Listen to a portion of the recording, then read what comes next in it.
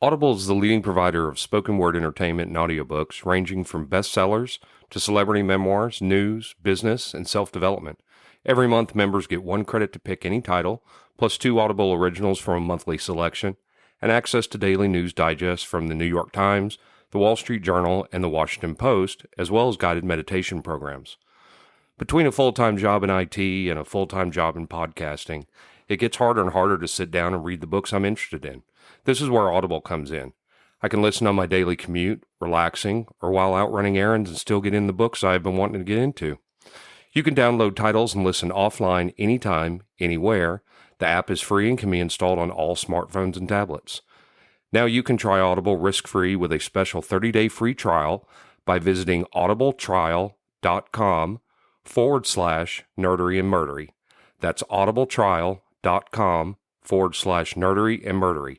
Don't let your busy life get in the way of that great book you've been wanting to read. Go get your free trial of Audible today. This podcast is sponsored by BetterHelp. This is Geoffrey, and we've talked about many times before that I experience problems and struggles with my mental health, and really without a healthy mind, being truly happy and at peace is hard. The good news is therapy does work. It's helped for me, but what is therapy exactly? It's whatever you want it to be. Maybe you're not feeling motivated right now and would like some tools to help. Or maybe you're feeling insecure in relationships at work, or you're not dealing well with stress. Whatever you need, it's really time to stop being ashamed of normal human struggles, and it's time to start feeling better because you deserve to be happy. And now you don't have to worry about finding an in-person therapist near you to help. BetterHelp is a customized online therapy that offers video, phone, and even live chat sessions with your therapist, so you don't have to see anyone on camera if you don't want to. It's much more affordable than in-person therapy, and you can start communicating with your therapist in under 48 hours. So join the millions of people who are seeing what online therapy is really about. It's always a good time to invest in yourself because you are your greatest asset. And there's a special offer to Nerdery and Murdery listeners. You can get 10% off your first month of professional therapy at betterhelp.com/Nerdery and Murdery. That's betterhelp.com/Nerdery and Murdery. Thanks again to BetterHelp for sponsoring this podcast. It's my show. Today, it's my show. All mine. Mine, mine, mine. All mine. All mine. There's no Zig. It's all mine. Oh, Wait, never mind. He is here. I've got a massacre to talk about.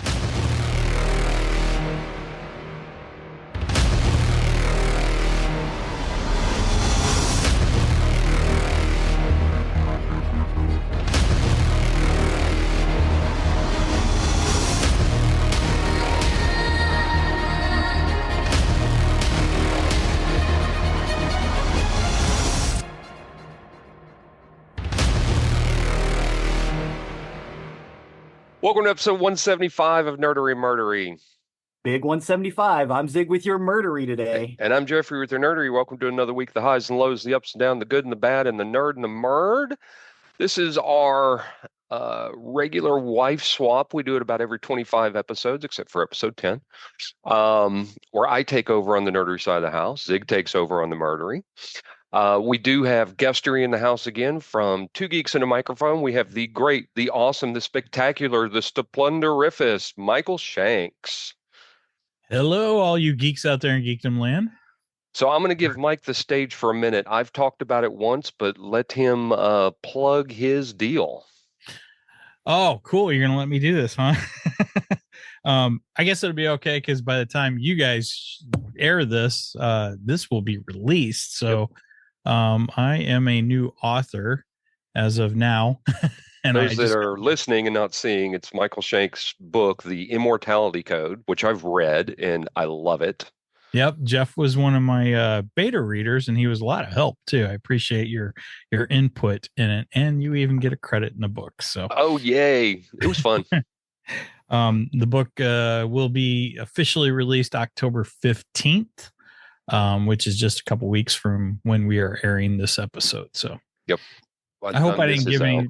I hope I didn't give anything away by saying that. No, by the time this Yeah. episode out, it will be out there live. It's available for pre-order now. Our patrons, when they get this, it will be available by the time they get this. But everybody else, Yes. it will have been on the shelf, so to speak, for a while. Right. Awesome, great deal. I'm happy to give that plug because it was a fun book to read. I enjoyed it. Thank you. I'm already working on my second. Awesome. Nice. So before we get started, on my Geekdar for today, yes, I stole that. I just stole it just because Mike's on the show today. Nice. They have Geekdar on their show. I had a few things here as I was watching the Cowboys game the other night, which I'll talk about that here in a minute. I am representing today. Yes. Whoop, whoop. There was a commercial I saw, which I got very excited for Alex Cross. And Aldous Hardison from Leverage is playing Alex Cross in a 8-episode series. Comes out November 14th on Prime. Nice. All 8 episodes come out on November 14th. I'm very excited for this. I like Aldous Hodge a lot. He's so much fun. If you haven't Aldous watched Hodge is Leverage, awesome. we've talked about it on the show before. Leverage is a great show, and he's a funny character. I love him. I just love his stuff. The next thing I just happened to see just a day or so ago is the producers and directors of Walking Dead have come into agreement. It's been greenlit. They're looking for their writers now. There is going to be a live TV series of Robert McCammon's Swan Song. Bullshit. Yep. Ooh. Oh, Produ- that's dark. The producers and directors of The Walking Dead are doing it. I'm excited about this. Swan Song is one of the scariest books I've ever read. Robert McCammon's book was brilliant. And it's about America in post nuclear war. America is devastated, and it's about the survivors and what goes on. A lot of people that have read it believe that it took a lot of its cues from The Stand, Stephen King's The Stand. It's Robert McCammon's version of The Stand. Yeah, it's scarier and more horrifying. Yeah, only instead of post-pandemic, it's post-nuclear holocaust. And it's awesome. So I'm very, very excited about this. I can't wait for this to come out. The other thing, so many people have told me I need to watch this. So many people have told me they can't believe that I haven't watched it. And our very devout listener, Paul, finally convinced me to start watching this. And I started watching Only Murders in the Building. It's brilliant. I love that show. Brilliant. They said it was us. He did. And I saw that. Steve Martin and Martin Short are very definitely us in that show. It's very funny. Once he said that, I really saw it. But there's currently 3 full seasons out. Season 4 is being released weekly right now. Paul said I should do an episode on this for one of our wife swaps. I don't know that I could do it justice. And it's so new. I think there's enough people watching it, but if you haven't watched it, please do. It's so good. Season 1, I knew who committed. I knew who the culprit was immediately. I was very quick on that one. I caught it and I stayed with it. Season 2, I was pretty sure. And then they did a really good job of throwing me off and making me doubt myself. I ended up hanging on to the end and I was okay, but I waffled several times. Season 3 threw me. They threw me. No clue. idea. Yeah, I didn't. I just, until near the end, I didn't have any clue. They've done such a good job with this. And Mike, I think y'all talked about on your show once that you wish that they would do a podcast about the podcast, not about the podcast, but the actual podcast. And I think that would be so cool if they would do that. This is a marketing miss. Yeah. Because how do you have a show about a podcast and not have a podcast Yeah. to go with it. Yeah, they should have. Understand that. They should have done it. They should have done the real podcast somewhere out there along with it. I agree. It was a marketing miss because I think it would have been brilliant. The whole thing with it, Zig, have you watched this yet? I watched a little bit of it. Okay. All right. So I mean, they get together and they're doing a podcast because there was a murder in their building, and they're basically live releasing episodes week to week as well, not week to week because it really doesn't last that long, but they're releasing live episodes as they go and as they get further along in the investigation. I think probably my favorite character is the detective. The New York police detective. I think she's my favorite character. She's so funny. So many guest stars. I like the three main ones. I like Steve Martin, Martin Short. Oh, and they're great. Yeah, they're great. There's so many guest stars in this as they go, and it especially as you get into season 3, it's so many people who have come along for the ride and are doing this show. I can't wait I'm waiting for season 4 to finish because I binge watched all 3 seasons in about 2.5 days. Nice. Because I couldn't stop watching. I ended up staying up to like 1 a.m. I think one morning just because I'm like, I got to finish this. So good. I hope 4 is not the last. I hope to continue on as long as they're doing good. But it's so good. Thanks to Paul, our listener Paul, for that. And everybody, if you haven't seen it, go out and see it. I think you're going to be shocked of who the murderer is in the latest season since you haven't started it. I won't tell you. Gotcha. Yeah, I'm going to wait till all episodes are out. So Brendan and I have been watching it since day one, since it came out. Yeah, and that's what you said on your show. Yeah. Yeah, it's a fantastic show. It's great. Absolutely brilliant. Absolutely brilliant. The last thing I had, and with Mike wearing the hat, this has been a painful Cowboy season. Mike and I, with the exception of week 1, because he was camping, we've had our weekly talk sessions as we're watching the show, watching the game. It has been painful. Painful. Gosh. Week 3 was a blowout, and the biggest reason it was painful because week 1 was not expected to be a blowout, and it was, and the Cowboys destroyed the Browns. And then they go up against the Saints, who everybody expected them to beat, and they lost. No, the Saints is that was the week I was camping. Was it that week? Yeah, no, that's right. That's right. We got to watch Cleveland. Yeah, we got to watch the Cleveland game together. I say together. We communicate back and forth on Facebook while we're watching it.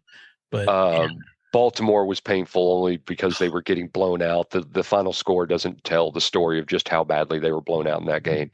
And then this last game against the Giants, who they should have destroyed, was just painful. So painful. It's been a hard Cowboys season so far. The great thing about the Baltimore game was they got to use the onside kick rule. Yes. And the funny thing is, I'm also a St. Louis Battlehawks fan, being here from the St. Louis area. And during the Battlehawks' first season, they won an almost impossible game due to that very rule. Wow. Using the onside kick. So that kind of gave me faith that they were going to win that game, and they came back, and it was so close. Yeah. Missed it by that much. Well, unfortunately, I think this is going to be a continued painful Cowboy season this year, but we'll see. Why are you guys surprised? It's been this way for 25 years. Because they give us hope every year with these 12 season wins. Well, and we just signed 12 win seasons. We just signed Dak to probably the highest paid. He's now the highest paid quarterback in the league ever. Right. And then we just signed Lamb to a huge deal. And, so us Cowboys fans are like, look, they gave you the money. Now you need to put out. Yeah. Yeah. Yeah, it's going to be an interesting, painful season. I agree. Anyway, Zig, you got anything for us before we kick it off? No. I'm curious. I have notes. Well, awesome. This is, like I said, this is our wife swap, and we brought Mike back for this, and he very graciously agreed to come back because in our worst of the '80s and best of the '80s, we actually mentioned this that it was going to happen, and so when I'd written up my notes for this, I was like, oh shit, I got to ping Mike. Oh, and Brenda said she appreciates not having the invite for this because she has no interest in instrumentals whatsoever. She hates instrumentals. Well, this is my top 10 list of rock instrumentals. I looked at various sites on what different people recommended and things I knew, and in the end came up with my own list. My own personal rule for this list is I refuse to have two songs from the same artist or band. And all songs have to be about 99.99% to 100% instrumentals. And the reason I put that caveat in there is because I almost had another song in here until I realized just how many words were in this song, and I'll talk about that when we get to it. I'm curious of what that is. No, I'm sorry. I'm just looking at the playlist, and two of the videos are hidden. So I want to make sure that everybody got everything. So no worries. And I'll fix it later. You got time on that. I'll fix it in post. So with this, we'll fix that. Fix it in post. This order is my order from number 10 being the least good or worst of the top 10. Not that any of these are worse, because I think these are all great, all the way down to what my number one's instrumental is of all time for the rock instrumentals. So I'll kick it off. The first one is Fire on High by Electric Light Orchestra.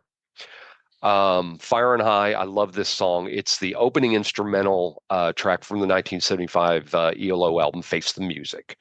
It was the UK's B-side to their hit single Living Thing that was issued in blue vinyl, which is interesting. And it was later included in an edited form minus the backwards vocals that we'll talk about here in a second on the flip side of the US hit single Sweet Talking Woman in '78. Classic rock history critic Brian Hadji John, I don't know, rated as ELO's seventh best song, saying that, quote, from the song's creepy opening to the sports-themed glass-sounding mighty guitar riff, it has remained one of the most interesting and exciting Electric Light Orchestra songs in the band's catalog. Something Else's critic Mark Zaleski called it a cool song full of weird orchestration, violently strummed guitar, fusion-esque violin, and even in the full version, a backward masked message. Because in this version, at the beginning, it opens with a back message. And in what it sounds like if you're listening to it normal, it sounds like it says, madness, madness. That's funny because me and my brother-in-law, when we used to hear this, our local radio station, KC 95, I've talked about that on our previous episodes. KC is the oldest rock and roll station in America. When KC would play this, and this has in the past been a regular on KC, that portion would come on and we'd go, bullshit. Well, it's ELO's drummers Bevan who is speaking on this part, and this is where it comes into my rule: 99.99% instrumental. What he's saying is the music is reversible, but time is not. Turn back, turn back, turn back, turn back. And this was Jeff Lynne's shot at the backmasking hysteria that was going on, and there were satanic allegations made against songs, and even their song El Dorado, which was by fundamentalist Christianity members. There is also some snippets of The Messiah by Handel that you can hear in the opening as well. This is just a really, really cool song for me. I've loved this for a year. I think it's a very haunting song at the very beginning, and then it just kicks into high gear. I love this song. What do you guys think about this one? Mike? So, okay. I looked over the list before I listened to it, and I honestly did not know the name of this song. The ELO So instrumental. Right. I'm like, do I know this song? And I start playing it. Oh, okay. All right. Yeah. All right. I think this is worthy to be on the list. So I think number 10 is probably an appropriate placement for this. It's a really good instrumental. And like you said, it's very haunting. I like that, spooky sound to it, especially, well, at the time of recording, we're getting ready to go into spooky time. So, so yeah, I enjoy this one. I think this was a good choice. They Yeah, I like the song pretty well. It's a good tune. I would like to say that most of the songs in this, and I don't mean to be demeaning, this is all nerd rock music. This is the stuff you play when you're playing D&D.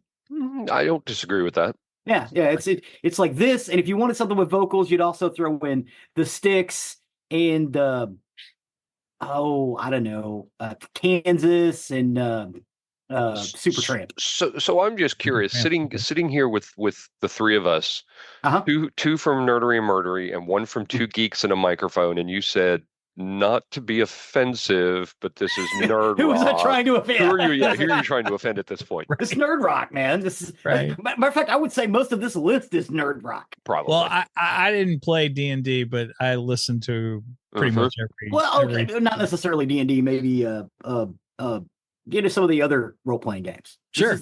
This and Rush and Supertramp and the Styx. This is what you play when you play role playing games. But I can see all of this being great background music for role playing games. Exactly. You don't have any lyrics, so you're not singing things back, but you got some. Well, you get a pause at one point to go, one of these days I'm gonna cut you into pieces. You're skipping ahead, dude. Sorry. Don't ruin the list. I won't ruin the list. Ruined. I actually didn't hear this song until the late 90s. And it was only because of Napster. Oh wow. Yeah. And then it became a favorite of mine, and I've kept it around ever since. I love this. I love this song. See, it was a staple on Casey. This was I don't listen to Casey much today because I listen to what I want to listen to when I want to listen to. not what corporate America wants me to listen to. But it was Damn the man, save the empire. Well, this song, and there's another instrumental that didn't make my list. It's a favorite of mine, but it just doesn't quite crack this list. That I also got introduced to in Napster, and that was the Eagles' "Journey of the Sorcerer." Great song. It's the Hitchhiker's Guide to the Galaxy. Yeah, it's the Hitchhiker's Guide to the Galaxy. Nice. So, all right. Next song, "Frankenstein" by the Edgar Winter Group. This is an instrumental track by Edgar Winter, the Edgar Winter Group, on their 72 album. They Only Come Out at Night. It was additionally it was released as a single. This actually cracked the top U.S. Billboard Top Hot 100 chart for 1 week in May of '73, being replaced by Paul McCartney's "My Love." It sold over 1 million copies. It fared equally well in Canada, reaching number 1 on their top singles chart. The same month, it peaked at number 18 in the UK, and the following month, it peaked at number 10 in Mexico. It went to 39 in West Germany, remained on the chart for a week, and then it was certified as gold on June 19th, 1973 by the RIAA. Rolling Stone, we know what we think about them, but they did list it as their number 7 in their top 25 best rock instrumentals. Wow. Sections of the track were edited and sequenced into idents and jingles for Alan Freeman's Top 40 and Saturday Rock Show on UK's BBC One, Radio 1, and BBC Radio 2. Edgar Winter played most of the instruments on the track, including the keyboards, alto sax, and timbales. And as the release's only instrumental cut, the song was not intentionally intended to be on the album, but was included on a whim as a last-minute addition. It was originally released as the B-side to Hanging Around, but the two were soon reversed by the label when disc jockeys nationwide in the U.S. as well as in Canada were inundated with phone calls, and they realized it was a hit. The song does feature a double drum solo with Ruff on drums and Winter on percussion, and originally the song was titled the Double Drum Song. I did not know that. Yeah,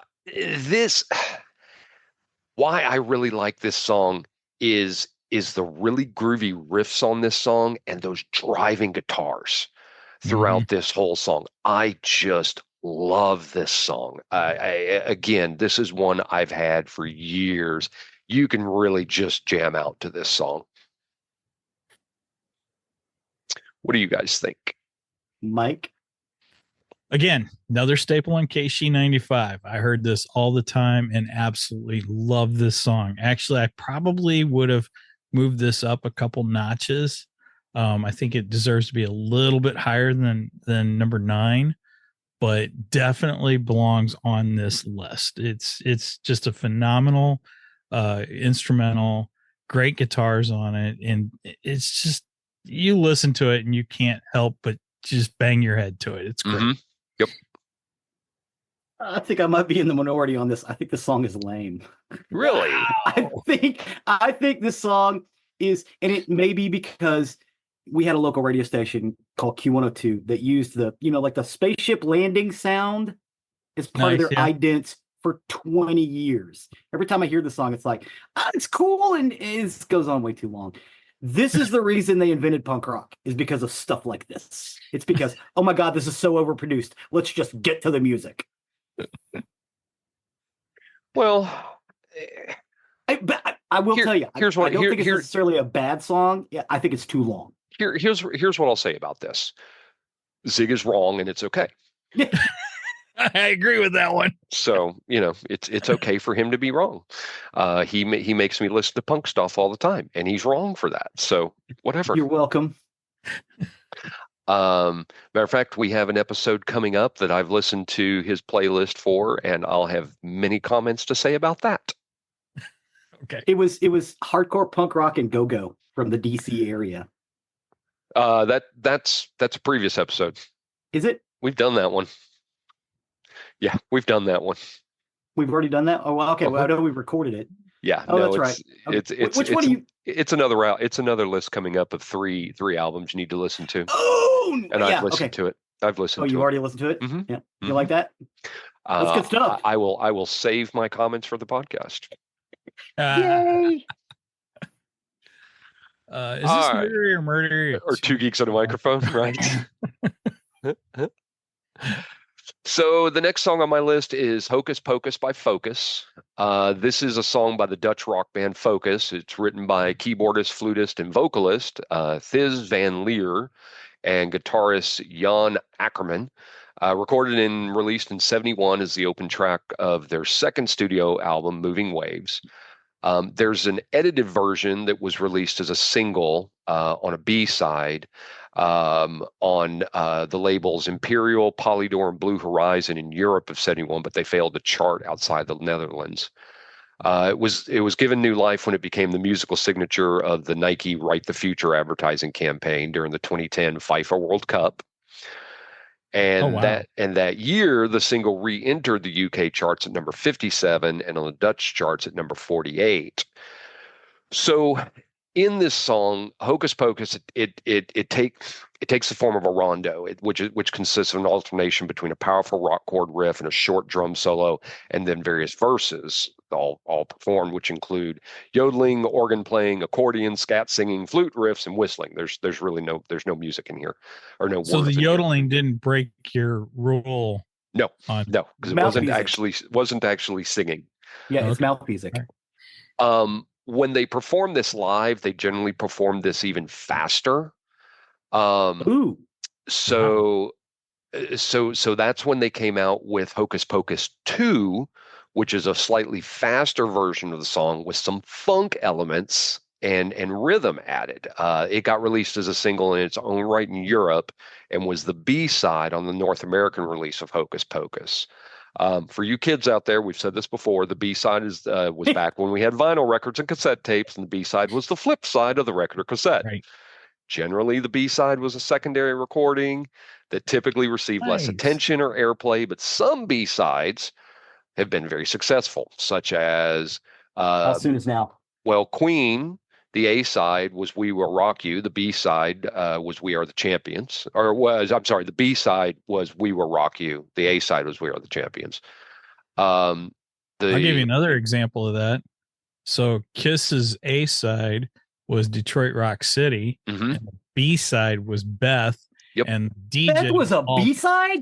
Yes. Beth was a B-side, and the DJs all flipped it over and played the B-side instead of Detroit Rock City. Yep. That's how Beth became in 1977 or 78 became the number one hit in America. That's a great fucking song. Oh. Yeah, but I still like Detroit Rock City better. I love Detroit Rock City. It's like a double A-side. The Beatles' Revolution was the B-side for Hey Jude. The Smiths' How Soon Is Now was the B-side for William. It was really nothing. And Fleetwood Mac's Silver Spring was the B-side for Go Your Own Way. So those are just a few where the B-side outdid the A-side. I could not get Hocus Pocus 2 on YouTube or on Spotify, but it is on YouTube, so you can check it there. It's a very, very cool and groovy version. You should definitely check out Hocus Pocus 2. This song has been used by many TV shows. Top Gear used it. My Name is Earl, Supernatural, On World, and the Trolls and movies Trolls World Tour. This song makes me think of what it's like to slip in and out of insanity.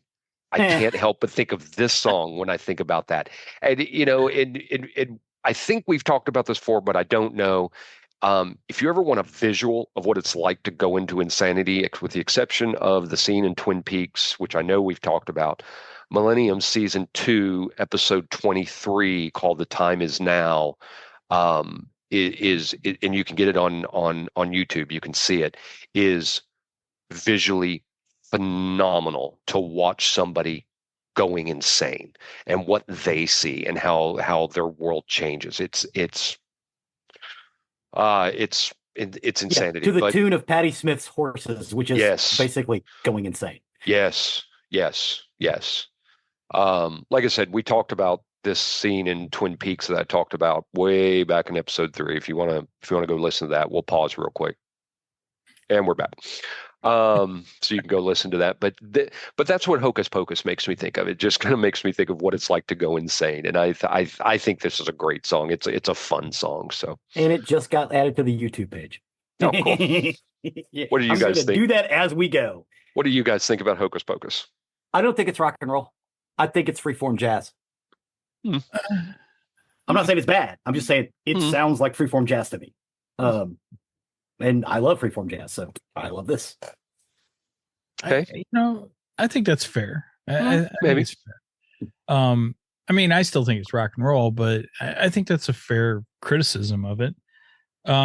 This is another one. You had a few on here that I was like, I don't know this song. And then when I listened to it, I went, I know this. Yes. I know this. This is that weird song. This wasn't played near as much as Frankenstein or ELO, but it was played on K-Sheet because that's how I knew it. Otherwise, I wouldn't know it. And I find it funny that you said that this was on Supernatural because my daughter is a fan of that TV series.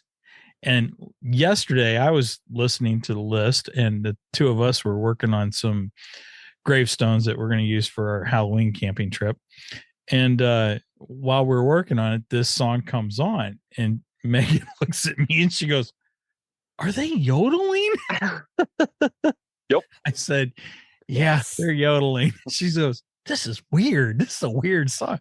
So it blows my mind that was on Supernatural, and she didn't recognize it, because I would think that she would have recognized that from that TV series. But well, it might have only been one episode, because I know the episode of My Name is Earl that it was on. Okay. All So it might have just been one episode.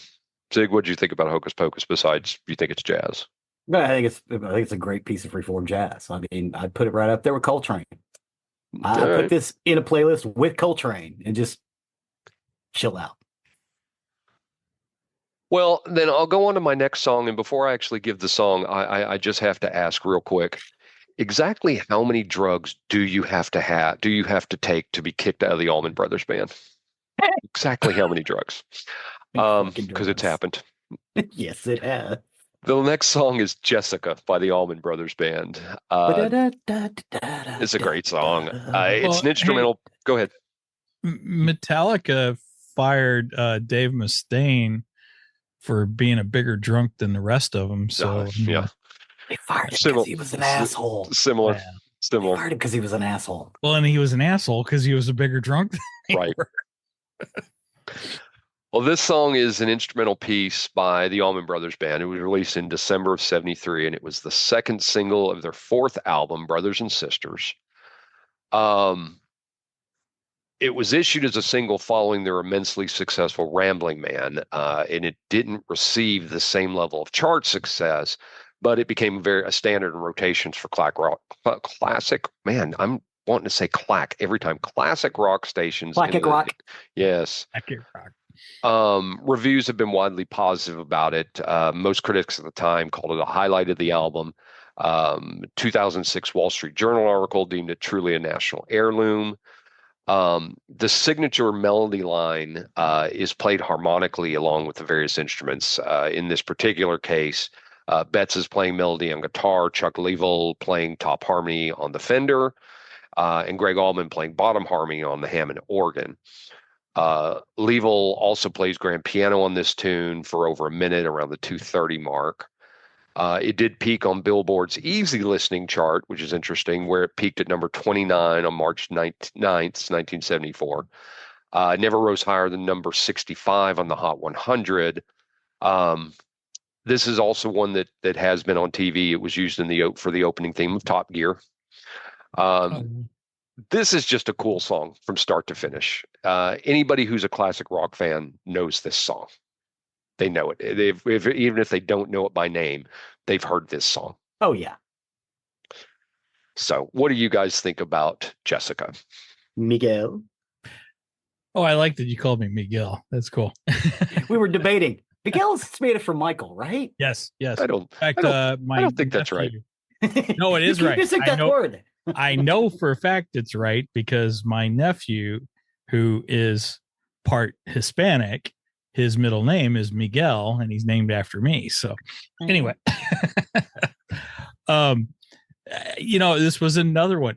I didn't know it by name. I had no idea. And I listened to it and I go, oh, okay. All right. I know this one. I don't think I would have put it as far down on the list. I would have moved it back a little bit, but I think it's appropriate for the list. It is a good classic rock track.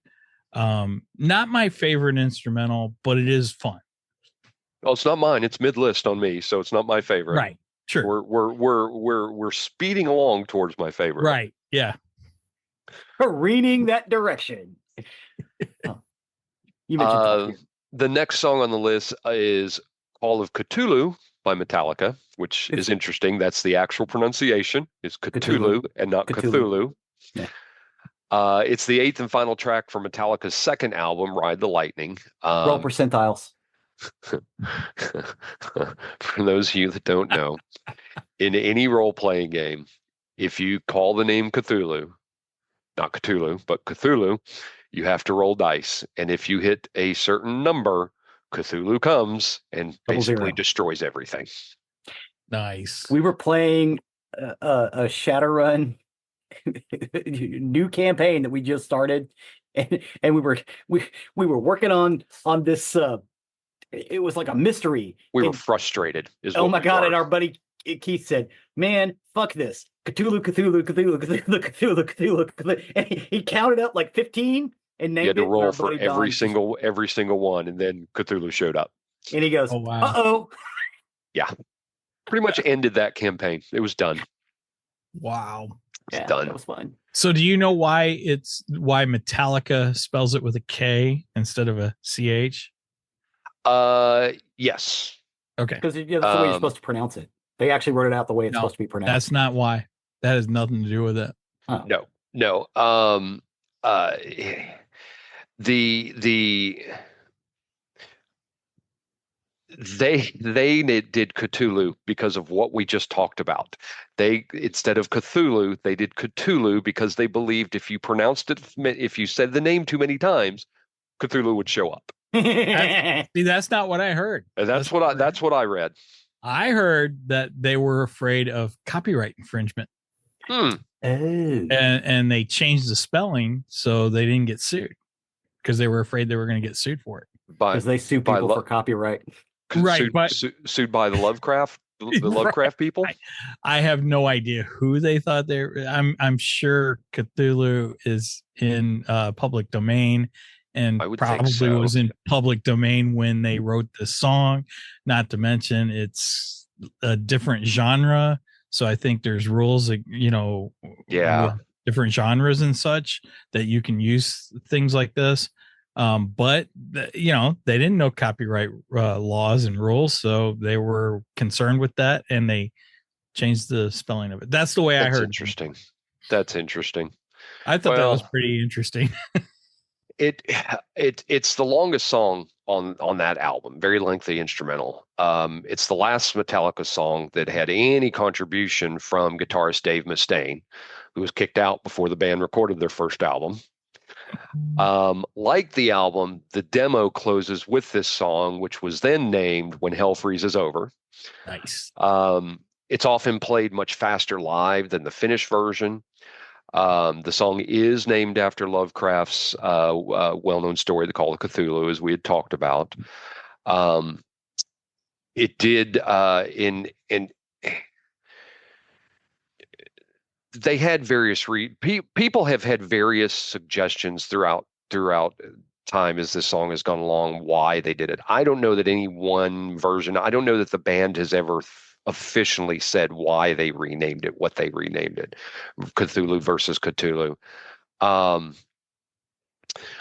There's one theory out there that they just wanted people to pronounce it correctly, so they renamed it. That's why I thought they did it. Yeah. Cthulhu. This is a cool song. It starts out very quiet and mellow and then just kicks it into high gear. This song is awesome and should be in anybody's playlist. It is a great, great song. What do y'all think about this one? Mike? First of all, I love Metallica. I've been a Metallica fan for years. Although after Jason left, those first few albums they did without Jason, I hated. And then this past November, my wife and I went and seen Metallica live in concert for the 72 Seasons tour here in St. Louis. And we got free tickets from one of my daughter's best friends who they were doing this deal where they had two shows. So they had a show on Friday and they had a show on Sunday. So when you bought the tickets, you got tickets to Friday show and Sunday show. Well, they couldn't go to the Sunday show. So they called Megan up and said, "Hey, you want to go see Metallica?" And Megan's like, "I got to get up at 4:00 in the morning. I can't stay up that late." And she goes, "Well, Mom and Dad might go." And she comes in. I was watching the Cowboys game with Jeff. And I was like, Jeff, I got to go. We're going to see Metallica, dude. Nice. Yeah. So we left, went and see Metallica. And the funny thing is they opened the show with, the song that they use for Clint Eastwood's, The Good, the Bad, and the Ugly. They open it with that instrumental, and then they go into wow. Right, yeah. That's the way they open all their shows. Okay. Oh, cool. So it starts with that, and then it goes into Call of Cthulhu. Yeah. Russia always opens with Three Blind Mice. Yes, you're right. And I've seen Rush twice. But they're playing this, and my wife looks at me and goes, "I hate instrumentals." And I started laughing. I go, "You do realize you just came to see Metallica, right?" I mean, they're known for extended solos. So you're going to get a lot of this tonight. Yep. It was funny, but I absolutely love this song. This is, Ride the Lightning is one that I play a lot. So yeah, I listen to this quite a bit. I like Ride the Lightning. I like Kill 'Em All. I don't think Metallica's been cool since then. I disagree with that, but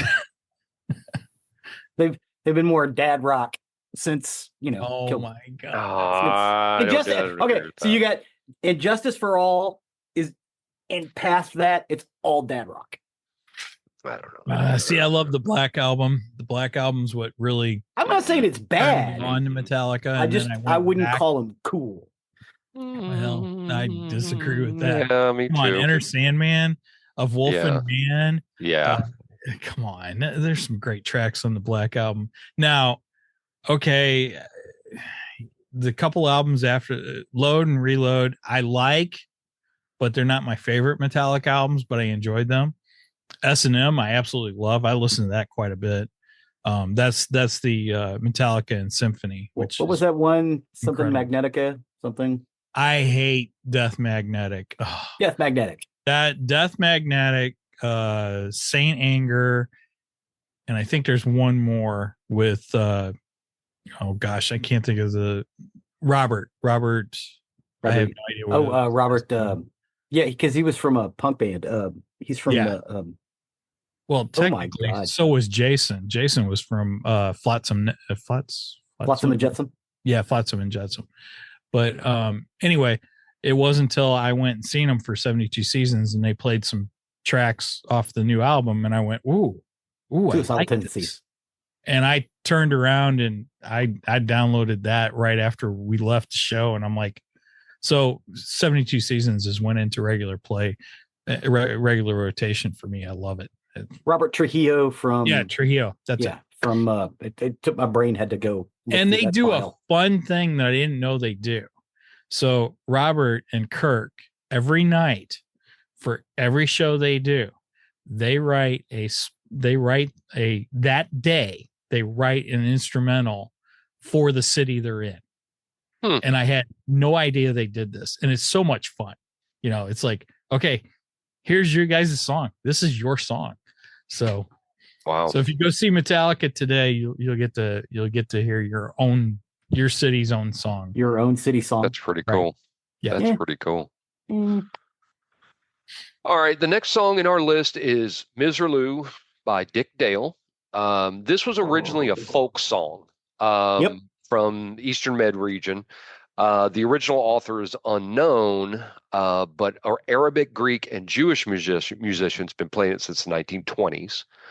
The earliest known recording of the song is a 1927 Greek composition. There are also Arabic belly dancing, Albanian, Armenian, Serbian, Persian, Indian, and Turkish versions of the song. It was a hit in 1946 by it's either Jan or Jan August, who is an American pianist and xylophonist, who nicknamed the one-man piano duet. It gained worldwide popularity through Dick Dale's 1962 American surf rock version, which was originally titled Miserlou, which popularized the song in Western popular culture. Various versions since have been recorded, mostly based on Dick Dale's version, including other surf and rock versions by the Beach Boys, the Ventures, and the Trashmen, as well as international orchestra easy listening versions by musicians such as Martin Denny and Arthur Lyman. His surf rock version was first heard in 1994 in Pulp Fiction. This is where I was introduced to this song, and this is the version we're talking about, is the Pulp Fiction version of this. But to say it was first heard in 1994? No, the song was around before that. No, I said the surf rock version was first heard for that movie. That's when they brought it out in the version I'm talking about. Oh, okay. Yes. I'm with you now. Yes. How this version came about, in 1962, he was going to rearrange it as a solo instrumental piece. And during a performance, he was bet by a young fan that he couldn't play a song on only one string on the guitar. And he cranked out this one. Um, so it was really in Pulp Fiction where it really got introduced to a wider audience. There were people that knew it, but this was where it was really, really introduced. In 2005, it was placed on number 89 in the list of 100 greatest guitar tracks. And like I said, Pulp Fiction was the introduction of this song for me. Quentin Tarantino is a genius for putting music to film. He takes some songs that haven't been heard in decades, and he'll put it to music in his movies, and it's just brilliant the way he does it. This song was perfect for the opening title for Pulp Fiction. I loved it. I loved it to this day. Just really. It is. I think it's such a great song. It had to come in this list because it is a phenomenal song. So that's why this one's on my list. How about y'all? Okay. Never watched Pulp Fiction. Never seen the movie. Ouch! Ouch! Ow! That hurts. Zig and I saw that in the theaters. Wow. Nope. I never saw it. In the We theaters. we used to go get drunk and go over to his house and watch it at night. Oh yeah. Oh yeah. That's funny. But I think I remember hearing this in ads for the movie and such. I think I've heard this in other movies too. Yeah. Oh yeah. What's Dick Dale? People love Dick Dale. Right. So, and again, this is one I had no idea by the title what the heck this song was. And then as soon as it comes on, I went, oh, okay. All right. I know this song. And it's a good song. I like it. I don't like it as much as some of the others on this list, but it's fun. It is a fun song. So understand, let's just go back to Pulp Fiction for a minute. If you're going to watch a Quentin Tarantino movie, this needs to be the one. That's the one. Yes, this needs to be the one. He's got some really good ones. I mean, there's others that are really, really, really good. But you've got to watch this one. This one relaunched, number one, it relaunched John Travolta's career. Right. And the storyline is great. The storyline is told out of sync. It goes back and forth throughout the storyline. And the end that goes back and recaps something at the beginning, it's told again, and it's slightly different the second time it's told, which is very it's from interesting. Somebody else's perspective. Yeah. It's very interesting how you get there. Bruce Willis is in it. Ving Rhames is in it. Uma Thurman is in it. Sam Jackson is in it. I mean, there's so many good. Quentin Tarantino is in it. Quentin Tarantino's Frank part is one Whaley. of my favorite parts. Frank Whaley. Yes. The music for Pulp Fiction is absolutely brilliant all the way through from start to finish, and the story itself is so good. It's one definitely to see. Give yourself the opportunity at some point. Watch Pulp Fiction. Okay. You know, the year Pulp Fiction came out, I've talked about this before in the podcast. 1994. The 1994 Oscars was Pulp Fiction, Shawshank Redemption, Quiz Show, Four Weddings and a Funeral, and Forrest Gump. Any of those could have won. Oh yeah. Any of those could have won. I've only watched Forrest Gump and Quiz Show. You've never watched Shawshank Redemption? Never seen Shawshank. Oh. Okay. When that came out, I just had no interest in it. So let me say this about Shawshank Redemption. It is, without a doubt, easily on any list you look at, it will be one of the top 5 greatest movies ever made. And I've never watched it. You should definitely watch Shawshank Redemption. It is phenomenal. It's amazing that it's a Stephen King story, number one. A lot of people don't even realize that it's a Stephen King story. And I read the book before because it's one of his short stories in is it in 4 seasons? It's in 4 seasons. Yeah, it's in 4 seasons. And the actual story brilliant. is Rita Hayworth and the Shawshank Rita Hayworth Redemption. and the Shawshank Redemption. Mm-hmm. I always want to say Betty Grable, but it's not. Yep, It's Rita Hayworth. Rita Hayworth. Brilliant. Morgan Freeman. Tim Robbins. Morgan Freeman does voiceovers through the whole Yeah. freaking film. Yeah. It's all told from his perspective. Yeah. Gotcha.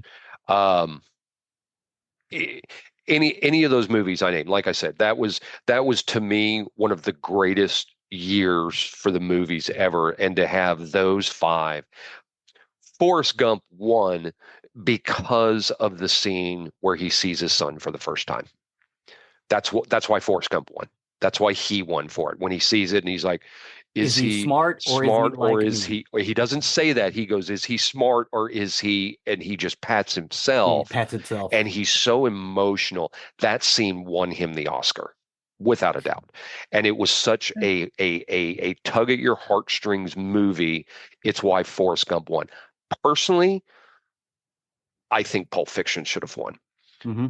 I think Shawshank was just a hair under it. Forrest Gump was baby boomer masturbation. Let's not mince words about it. I'm not saying it's not a good movie, but it's baby boomer masturbation. Look, I'm Gen X, man, and I love Forrest Gump. I do too. I like Forrest Gump a lot. I'm not saying it's a bad movie, but it is. It's like The Big Chill. And I'm a proud Gen Xer, by the way.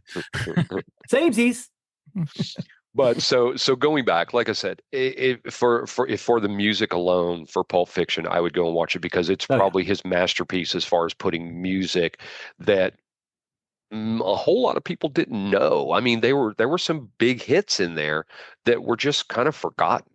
Yeah, it was an ode to forgotten music. Yeah, Son of a Preacher Man. That's one that not a whole lot of people knew. Jungle Boogie, another one. It's just the way he puts it to movies is so brilliant. So anyway, moving on. My next song on the list is "Surfing with the Alien," Joe Satriani. This is the second studio album by Joe Satriani, released on October 15th, 1987. It's one of his most successful to date and helped establish him as a respected rock guitarist.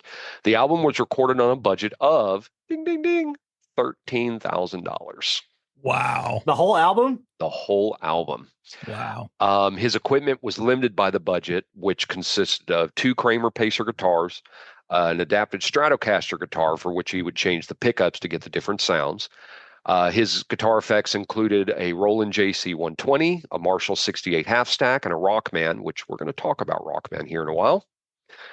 Yeah. We'll get there. Surfing from the Alien is the title track from the album of the same name, and it refers to the comic book character, the Silver Surfer. Yes. It's considered the 30th greatest rock guitars or guitar solo ever by readers of Guitar World magazine. It's included as downloadable content in the Guitar Virtuoso track pack for the 2007 video game Guitar Hero 3. He plugged a wah-wah pedal and a tube driver into his 100-watt Marshall, and he decided to use an Event Ride 949. They eventually recorded the song and solo in about a half hour. What hurt them, their Eventide broke down and they couldn't recreate the original effect, so they decided to leave the original version and make another one. This song comes in at number 4 on my list, but I could have easily swapped 3 and 4. This was a toss-up for me. This was a toss-up for me where these two fit for me, but I could have swapped them. The next song we'll talk about just edges this out to me. It's a great song. I love this song. This song opens up, it grabs you by the throat and forces you on a ride. It rocks from start to finish. I listen to this song all the time. This is a song for music nerds. Oh, absolutely. This is a music nerd song. This is almost like, okay, today we're going to talk about the 1812 Overture. And this is the reason they do this is because of this. And again, I'm not saying it's a bad song, but it is a music nerd song. So before you listen to it, have that going into it, because it's about how he ran the effects pedals through the Marshall half stack and personally, I would have run it through a Leslie, but again, I'm kind of a music nerd. If I would have been able to put 2 songs from one artist in the list, I would have added Summer Song into here too. Both of them. Yep, both of them. But Surfing with the Alien is easily his best. There's a third Joe Satriani song I would have added. I agree with you on Summer Song. I love Summer Song, but first of all, you can't go wrong with that entire album. Okay. But then my next favorite Satch album is Professor Satchafunkalicus, or however the heck you pronounce that. And I love Funkalicious, something like that. I love I Want to Rock, or I Want to Rock, or I Want to Learn to Rock, or something like that. But it might break your rule, Jeff, of lyrics, because he does have lyrics in it. Granted, it's I Want to Rock. It's almost all the lyrics in it, but it's all through the song. Yeah. So yeah, and it does. And because like I said, we're coming up to the point of a song I originally considered, but it had too many lyrics in it. Okay. All right. So we're coming up to that. So I think we all agree on Surfing with the Alien. Yeah, I love this song. Fun fact, the album cover no longer features the alien on it. It doesn't have the alien, it doesn't have the Marvel surfing alien. All it's got is the headstock of the guitar, and then the as a silver surfboard. Yeah, matter of fact, our YouTube list, that's the way it's listed there. There's right, no and the reason for that is because Joe refuses to pay Marvel the money to use that. Yeah, makes sense. Well, I mean, he made the whole album for $13,000. I bet the rights to use the thing are more than what he made the album. And they upped the rights a few years back, and he just said, "No, I'm not paying that. Nah, screw that. So I'll take your character off my album then." Yeah. Which to me is, I mean, I get it. I totally get it. But it's a bummer because it's such an awesome album. It's a beautiful album cover. One of the best. Ooh, I bet the album with the Silver Surfer on it has spiked in the secondary market too. I'll bet it has. This is another one of those songs that is in my playlist that I take out on the golf course with me. Nice. And Chelsea was like, "What is this?" I said, "This is Joe Satriani." Are you kidding me? She said, she said, "It's hairband." This is not hairband. No. This is classical rock music, not classic rock music. Great. Classical rock music. And you do know that Satch was Steve Vai, which is another one of my favorites, and you didn't include Steve Vai on this list. Nope. It hurts me. But Steve Vai was considered. I considered Steve Vai. I also consider. Oh my God, the song in Crossroads where he played both parts of it. Ralph Macchio's when you look down at the hands, it's actually Steve Vai. That's not. There are some that I thought about for this list, but it just didn't crack my list. Steve Vai hits in there. Stevie Ray Vaughan was another one I heavily considered. SRV, baby. I heavily considered, and I debated this one for a while, but I left this one out simply because it's not his, but even though it was brilliant, is Jimi Hendrix' Star Spangled Banner. Thought about that one, and I didn't include it in the list. So there were a lot of people out there that said Moby Dick from Led Zeppelin belonged in here. That's a good song. It's a really good song, and it is Led Zeppelin. It's great. I just didn't see it as fitting into this list. So I mean, when you got a top 10, some are going to not make it. Well, Led Zeppelin's not nearly nerdy enough to be in this list. Vai was actually Satch's student. So yes, Steve Vai studied under Joe Satriani. Yes, he did. The Satch. Well, we all agreed on this one. The third. You had to have a Joe Satriani in this list. Yeah, absolutely. Yeah. Number 3 in my list is going to be Eruption from Van Halen. Should be. This is a guitar solo performed by Eddie Van Halen, second track in their 1978 self-titled album. Widely considered one of the greatest guitar solos of all time, which I would not disagree with that. But that's one of the reasons it's not number 1 on this list. I'll get there. Okay. So it existed as part of their stage act back as far as 75, when it featured no tapping. One-handed tapping was very standard guitar technique. Eruption introduced the two-handed tapping to the mainstream and became a popular solo option throughout the 80s. It segues into the cover of The Kinks' You Really Got Me, and the two songs are usually played together by radio stations and in concert, which it should be. It drives me insane when it's not, and it's just like doing In Excess, Need You Tonight, that is not immediately followed by Mediate. Mediate. Thank you. It drives me crazy because those two songs are meant to be together. You should play them together. That's how they're supposed to be. Like Queen, We Will Rock You. Yes. And We Are the Yes. Champions. You play those together. You play them together. Alan Parsons Project, Sirius should be immediately followed with I was just listening to the song yesterday. Alan Parsons has one as well. It's just when songs like that are meant to be played together, they should play them together on the radio. For In Excess, I know for a fact, First Wave on satellite radio always plays Need You Tonight followed by Mediate, always. Gotcha. But if you go over to the 80s station on XM radio, it does not. Drives me insane. This is one of them. Asylum's cartoon and Sometime to Return should always be played together. Yes. So the song later was the B-side on Running with the Devil. It starts off with with Alex Van Halen on drums and then Michael Anthony on bass. It was played on a Frankenstat with an MXR Phase 90, an Echoplex, and a Univox Echo unit, and a 1968 Marshall 1959 Super Lead tube amp. In the Sunset Sound Studio, the reverb room was also used to add reverb, and the Frankenstat was tuned down half a step. Initially, it wasn't considered a track for their album, and it was just a guitar solo that Eddie performed live in the clubs. But Ted Templeman overheard it in the studio as Eddie was rehearsing for a club date at the Whiskey A Go-Go, and so they decided to include it on the album.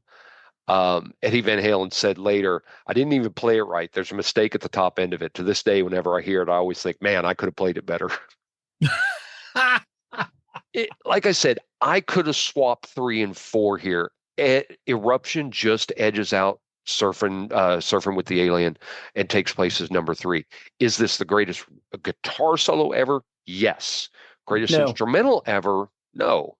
I don't think so. I think there's better instrumentals. This is, I think, the greatest guitar solo ever, though. I think this song kicks ass from start to finish. It's Eddie Van Halen at his very best, and I think he put everything he had into this song.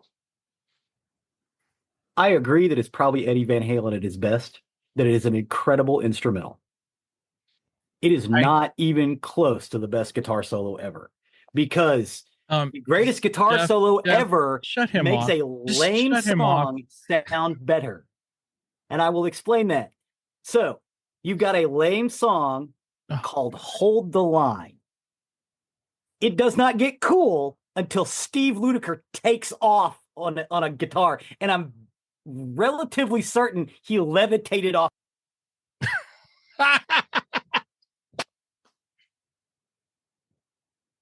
Levitated off the ground when he did it. Sorry, I accidentally muted Zig there for a minute. Oh, I see that. No, I'm hoping that was the ghost of Eddie Van Halen coming to get him.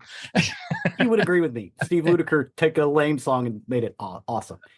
I don't know why everybody's... Again, I'm not saying it's a bad piece of music. I think it's a very good piece of music. I don't know why everybody's so freaky about this song. Because it's amazing. Yes. It's good.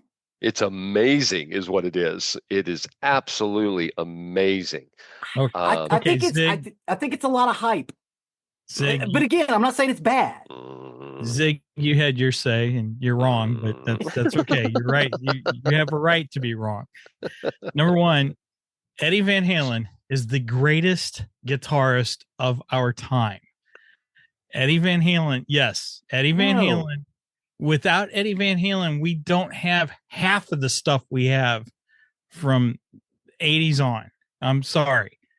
Because almost everyone. Yeah, I would say that half of that stuff is bad. No. Well, you're wrong. But again, you have a right to be wrong. But you're wrong. Eddie Van Halen influenced so many people. And he is just he is the epitome of guitar rock. He is. I would say that Bob Stinson is a better guitar player than who? Bob Stinson. I don't know who Bob I Stinson don't is. think I know who Bob Stinson is. He's the lead guitarist for the Replacements. And people who don't even know guitar know who Eddie Van Halen is. Sorry. It's very true. Yeah, hey, Milli Vanilli sold 10 million records. Does that make him good? Well, whatever. Let me put it this way.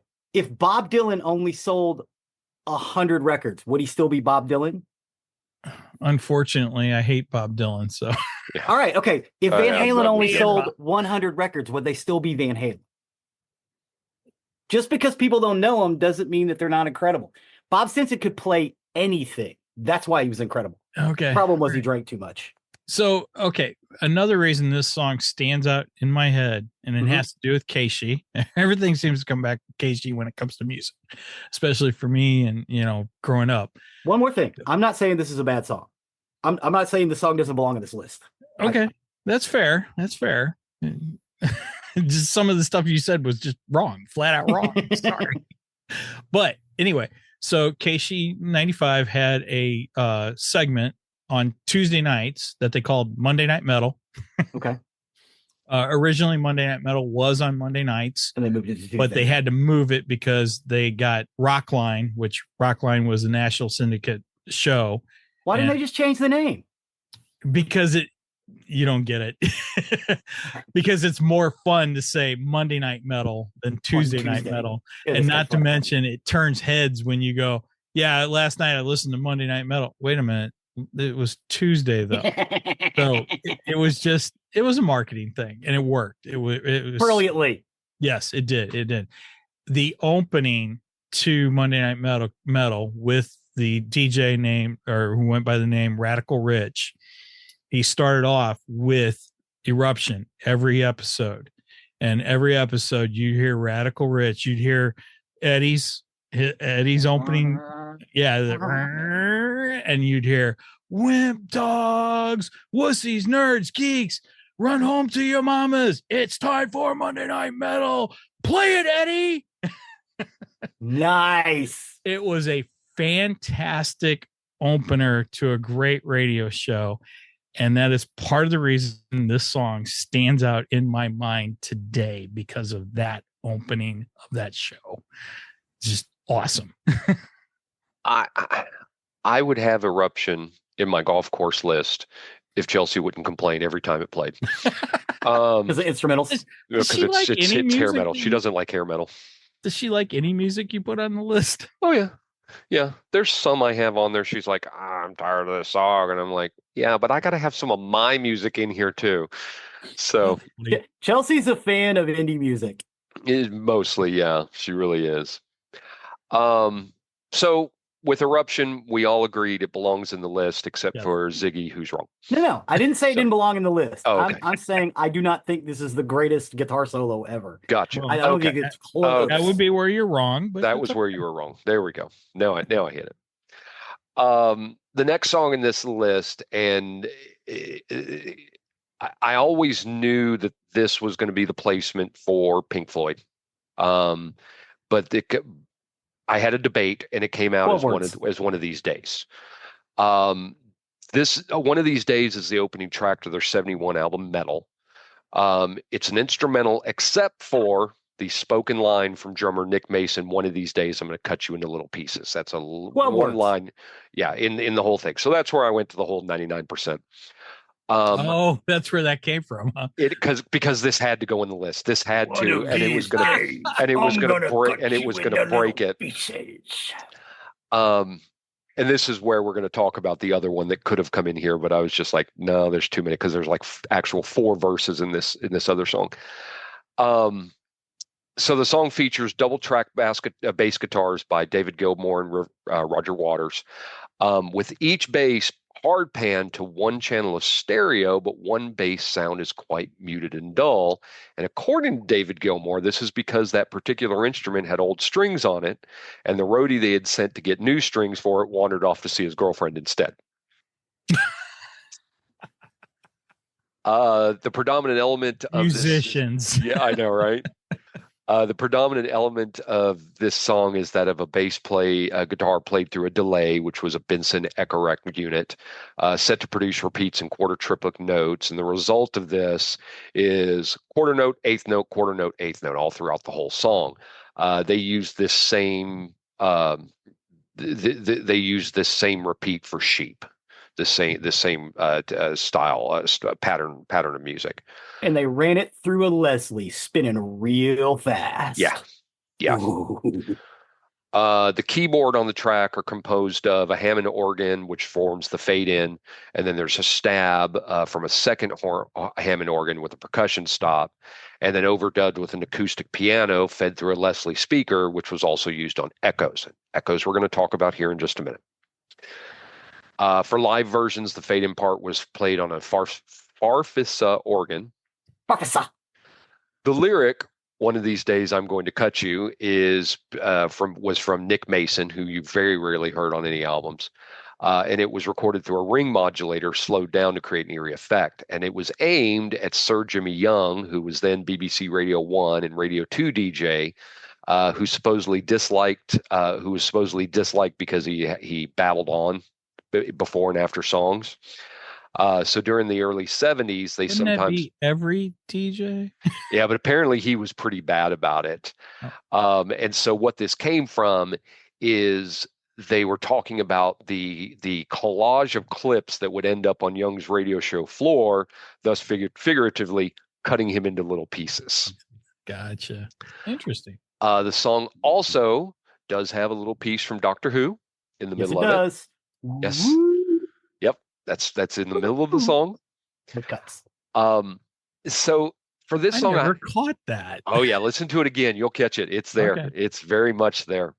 Echoes has whale farts. It does. It does. I knew Pink Floyd was going to take this spot. I knew it was. And I really had to choose between One of These Days and Great Gig in the Sky as my two that I was going to go with. Echoes was close, but it had a few too many words in it. There's only two short verses in the first 5 minutes, and then a couple of verses in the last 5 minutes of this almost 25-minute piece. It's the B-side of a record. Yeah, it's the entire B-side of a record. And it just had to, if it didn't have so many words, I probably would have launched Echoes into the spot instead. Oh, they're so pretty. Because Echoes Overhead, is the beautiful. albatross hangs motionless upon the waves, and deep beneath the rolling greens and labyrinth and southern caves, the echoes of the. I have to sing it. Sorry. Mm-hmm. Oh yeah. Echoes is a beautiful piece, but unfortunately, it had too many words in it, and I had to throw it out. Speaking of, because I'm going to put a link to this in the show back before everything was on the internet. We would start up a copy of 2001: A Space Odyssey and get ready with this song. Skip to the part of the movie that goes towards the end where the screen goes black and then you get the words that pop up, Jupiter and Beyond the Infinite. And as soon as you see that, you start Echoes and turn off the sound of the movie.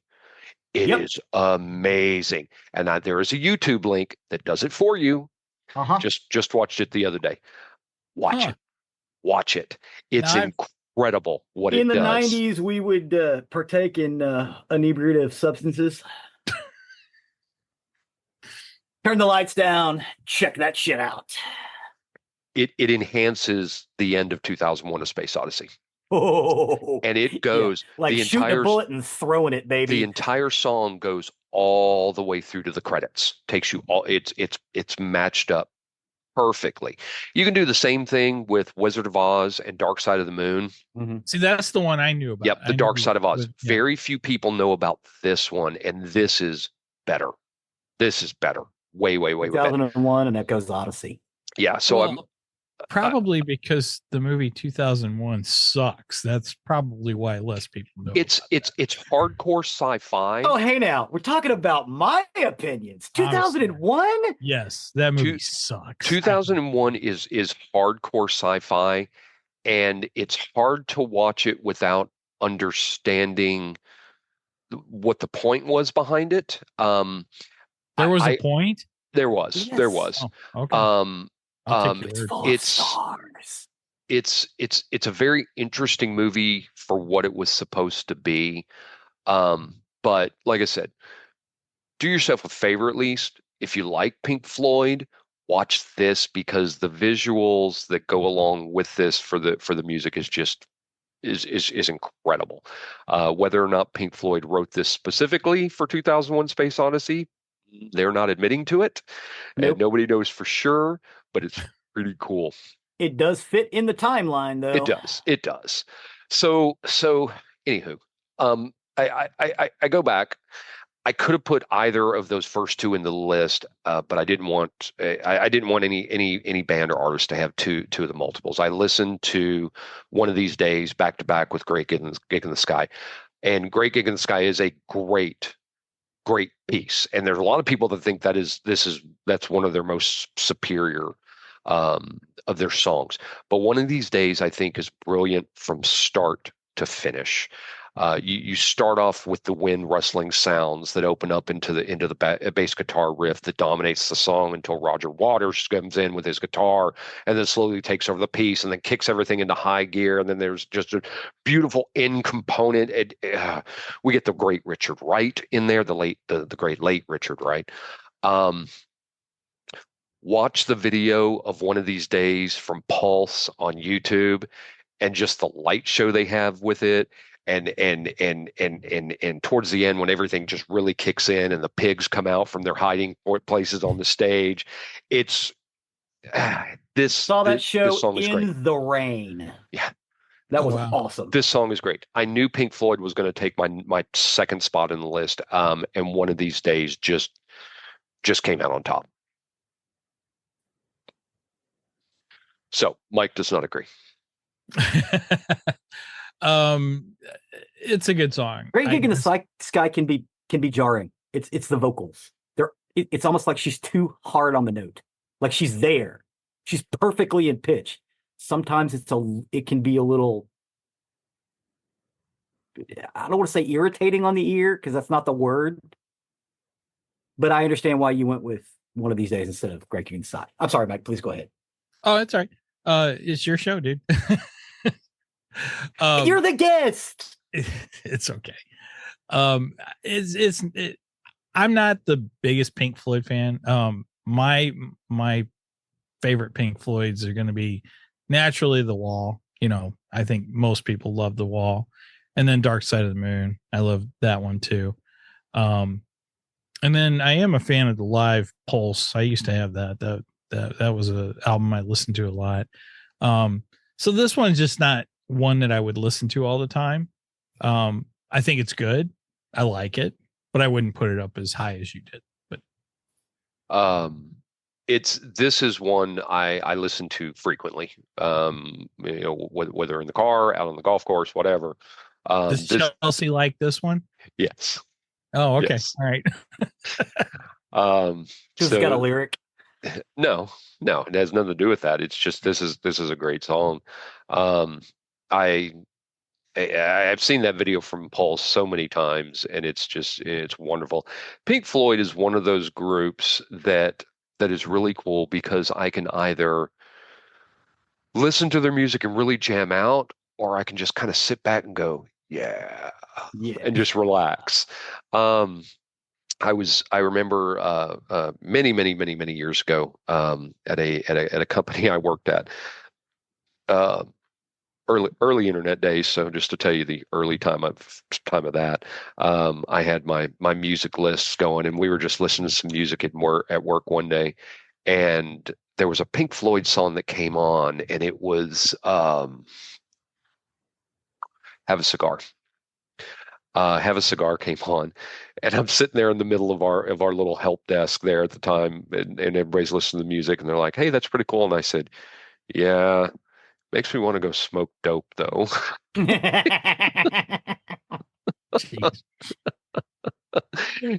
Just because sometimes that's just the mentality you get in some Pink Floyds, because it's just one of those that just puts you in a mood.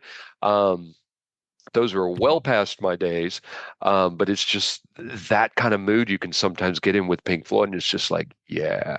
I just thought of something. So I'm wearing my Twice a Lifetime shirt for the eclipse. Okay, nice. Yeah, so we drove to Chester, Illinois, to see the eclipse this last time, and we got right around 3 minutes of totality, which was pretty darn cool. But then, you've got the build up before totality. And as soon as it starts to get dark, I started playing Pink Floyd Dark Side of the Moon. And then once totality hit, then I'm playing Ozzy Osbourne. Oh, okay. Bark at the Moon. But some guy comes up to me as I'm playing Pink Floyd, and he goes, "Please tell me you're not playing Eclipse of the Heart." I said, "Hell no." I mean, I like that song, don't get me wrong, but no. Well, I'm like, no, you got to play Dark Side of the Moon. Come on. Dark Side of the Moon is a great album with one exception. One exception and one exception only. Money was overplayed. Money was overplayed.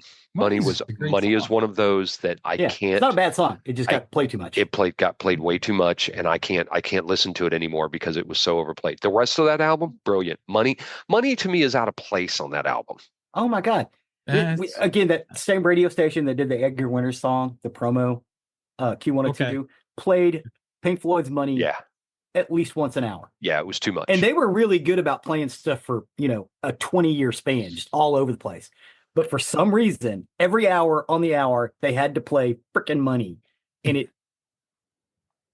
went us down here. I'm at a bar with a friend, and he's going to put money in the jukebox. And he goes, "What do you want to hear?" And I said, "Oh, put on some Pink Floyd for me." And he goes, "Okay, well, what do you want to hear?" And I said, anything but Money, to be honest.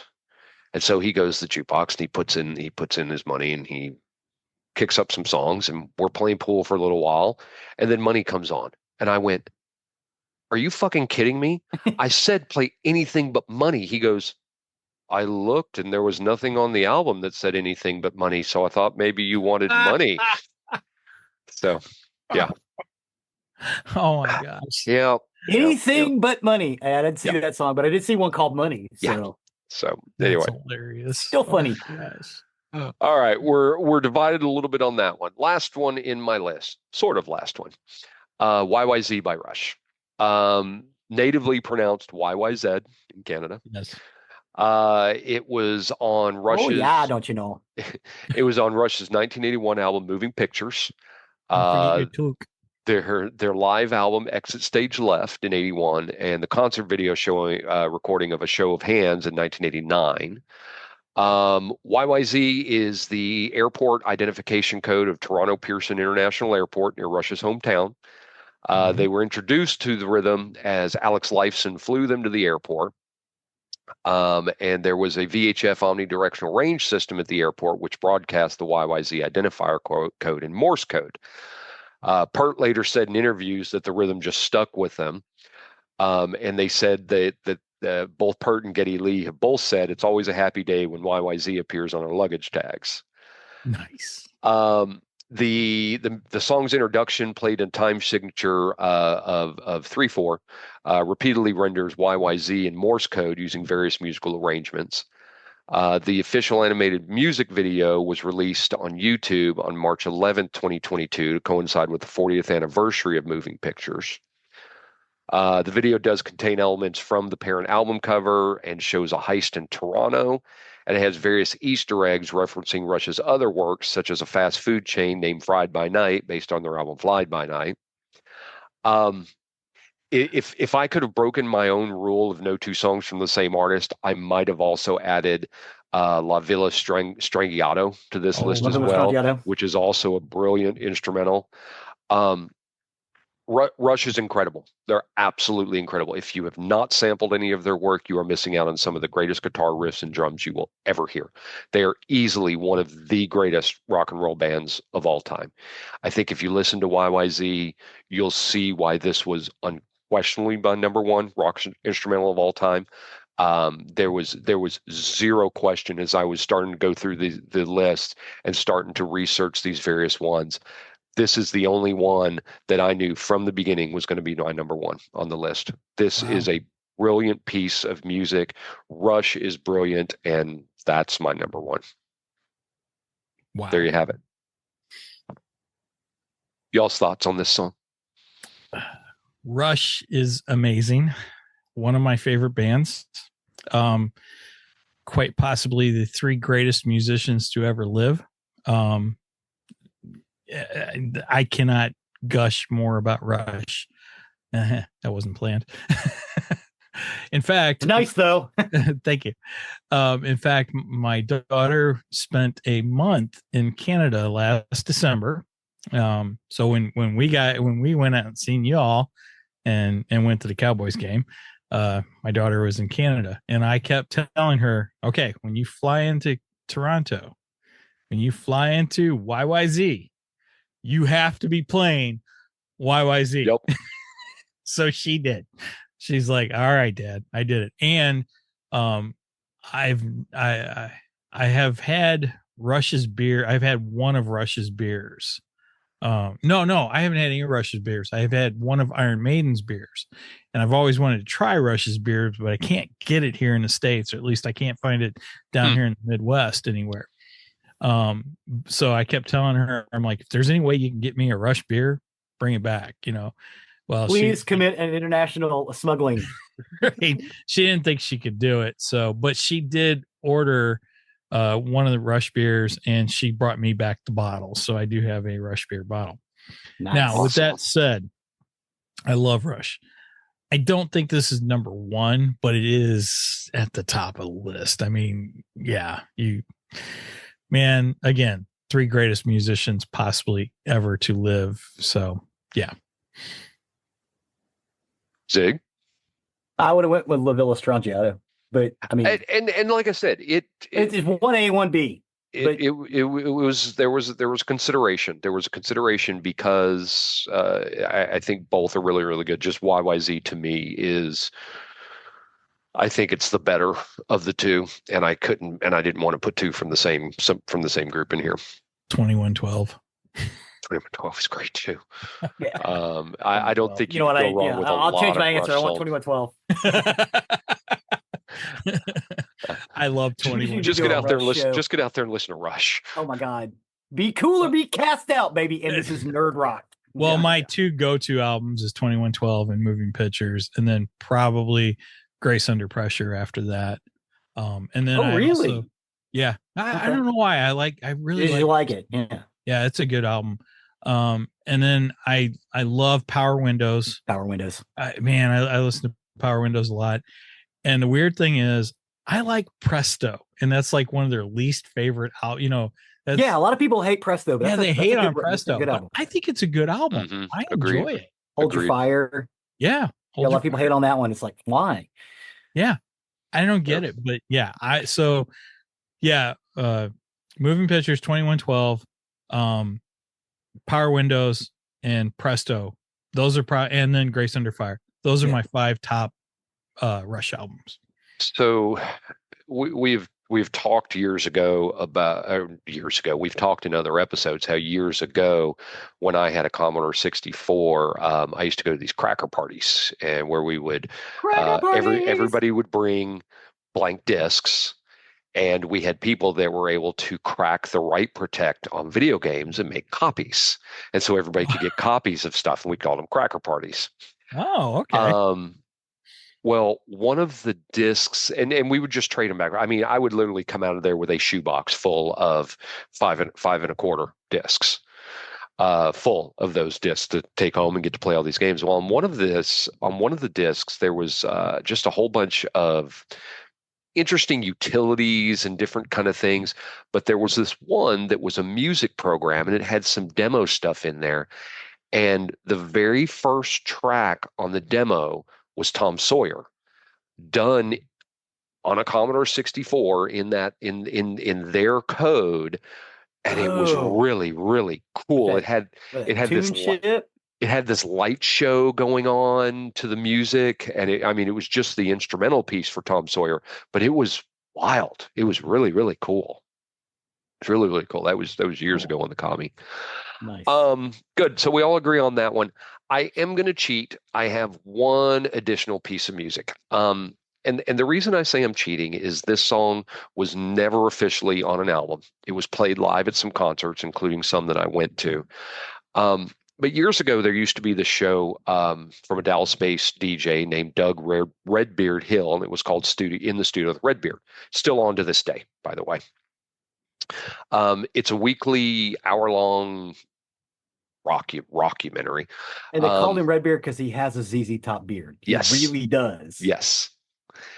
And he would interview different people from different bands, or he would talk about different albums. He would interview musicians from the albums.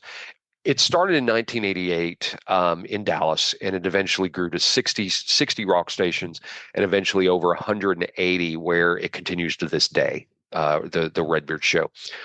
Anyway, one day back in the 90s, if I'm recalling correctly, I'm listening to the latest episode of the Redbeard Show, and it featured Tom Schultz of Boston. The link to the piece I'm going to talk about will be on our website, and this is called the Hyperspace Pedal Blues. Tom Schultz starts off by playing his guitar through a Rockman, which is an amplifier that he patented. I said we would get back to this Rockman. It was him. Tom Schultz was an MIT trained engineer. If I remember right, he has 3 master's degrees and at least 1 doctorate, maybe more. I don't remember. He's got a lot. And the most of the stuff he did was all designed and built in his own studio, and he has a whole bunch of patents. The Rockman is one of those, and the actual Boston quote unquote tone was the result of him just these endless experimentations he would do with guitar amplifiers, microphones, equalizers, other gear that they would throw in. That he would modify equipment.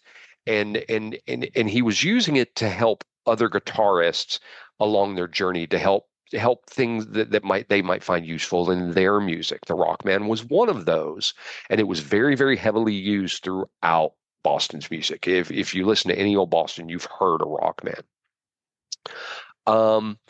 So he then moved from the Rockman and then started using one of his non-patent inventions called the hyperspace pedal. And if you watch this interview, he says in the interview he didn't sell the pedal because it would be too dangerous in the hands of the general public. And so then he begins playing the hyperspace pedal blues. And this is an incredible piece of music. And if you listen to it, turn your volume up as high as you can get and listen to the full effect of what this is. I have seen them 5 times in concert. They played the hyperspace pedal blues twice in the times I was there, and listening to it in a stadium or in an arena. This song is amazing, and it's just such phenomenal guitar. So I had to add this in the list. It doesn't really fit in the list, but I've got the link to this for everybody to check it out, because Tom Schultz was another one that was just brilliant. So did y'all get a chance to listen to Hyperspace Pedal Blues? No, okay. That wasn't. I don't remember you having. I thought I sent you that link. in the YouTube playlist. Yeah, maybe you did. It is now in the YouTube playlist. Okay, there's an audio. Check it out, because the interview itself is pretty funny as he's going through it and talking through it. At one point he's playing, he's like, "Uh-oh, I think I just shredded your monitor." He's just jamming out, and he is never, to this day, he has never released this. It's one of the inventions he has that he refuses to release to the public. Wow, it's pretty cool. So that's my list. Well, if I could, I'd like to add 2 things to your list. Okay. What's that? I know this is your list, and I think you put it together. I'm adding them to the YouTube playlist as we go, because I got 2 as well. So my 2 would be number 1 was the one I had said, Steve Vai, and that would be The Audience Is Listening. Mm-hmm. Incredible song, even better video. The video is almost feels like Van Halen's Hot for Teacher video, because Van Halen's Hot for Teacher video has the lookalike kids that look like Eddie Van Halen, Alex Van Halen, David Lee Roth, and Michael Anthony. Well, for Steve Vai, it almost feels like he copied that, and he's got kids that look like him and his band, and they're all like middle schoolers. They're in class, and the teacher says, "Oh, little Stevie Vai wants to come up and play a a number that he wrote on his guitar. Oh yeah, bring up your 4 friends and they can play with you. And so the kid comes up there and he goes, okay, it's gonna get loud. And then it just goes into the audience is listening, which is just this incredible instrumental that it's, in my opinion, Steve Vai's best, the best thing he's ever done. It's a great song. It is. Yes. So yeah, I would. It is now on the YouTube playlist. I'm adding them as we're Excellent. talking. Okay, and then the last one that I would add, and this probably may not be known by you guys, but me being a huge Kiss fan and me being a big Ace Frehley fan, because Ace is my favorite member of Kiss, on Ace's 78 solo album, the last track on the solo album is an instrumental called Fractured Mirror. That is the one that introduced me to instrumentals and got me to love instrumentals. And it's just a fantastic song. I'll have to check that out because I'm thinking I've heard it, but maybe not. Yeah. If you've listened to the 78 solo album, you've heard it. And he opens almost all his shows. Well, he doesn't play it anymore. He has it played, but it is the opener to every one of his solo shows. Interesting. And he's done 3 other versions of it. There's Fractured Mirror, Fractured 2, Fractured 3, and Fractured Quantum. And all of them are good, but none of them tops the original. The original is the best, hands down. So Fractured Mirror should be on this list too. All right. Zig, what were the 2 you'd add in? If you say anything punk, I'm just going to reach through the screen. No, it's Rumble by Link Ray, who is another surf rock guy. And oh yeah, you had mentioned that one, and I listened to that one, and it was not bad, but and Jungle Jazz by Kool and the Gang, which is a instrumental version of Jungle Boogie. And I like Jungle Boogie. I like Jungle Boogie a lot. I really didn't consider any songs that somebody just instrumentalized versus over their words ones, because you kind of had that a lot in the 70s, in the 60s and 70s, where you would have a track. I mean, this is a stupid example because you're going to hate this song, but Grease had this exact same thing on the 45 for Grease. The flip side, the B side, was an instrumental only version of it. Yes, you had that a lot in the 70s, a lot. So, it just goes back to the fact that Zig is wrong, and whatever.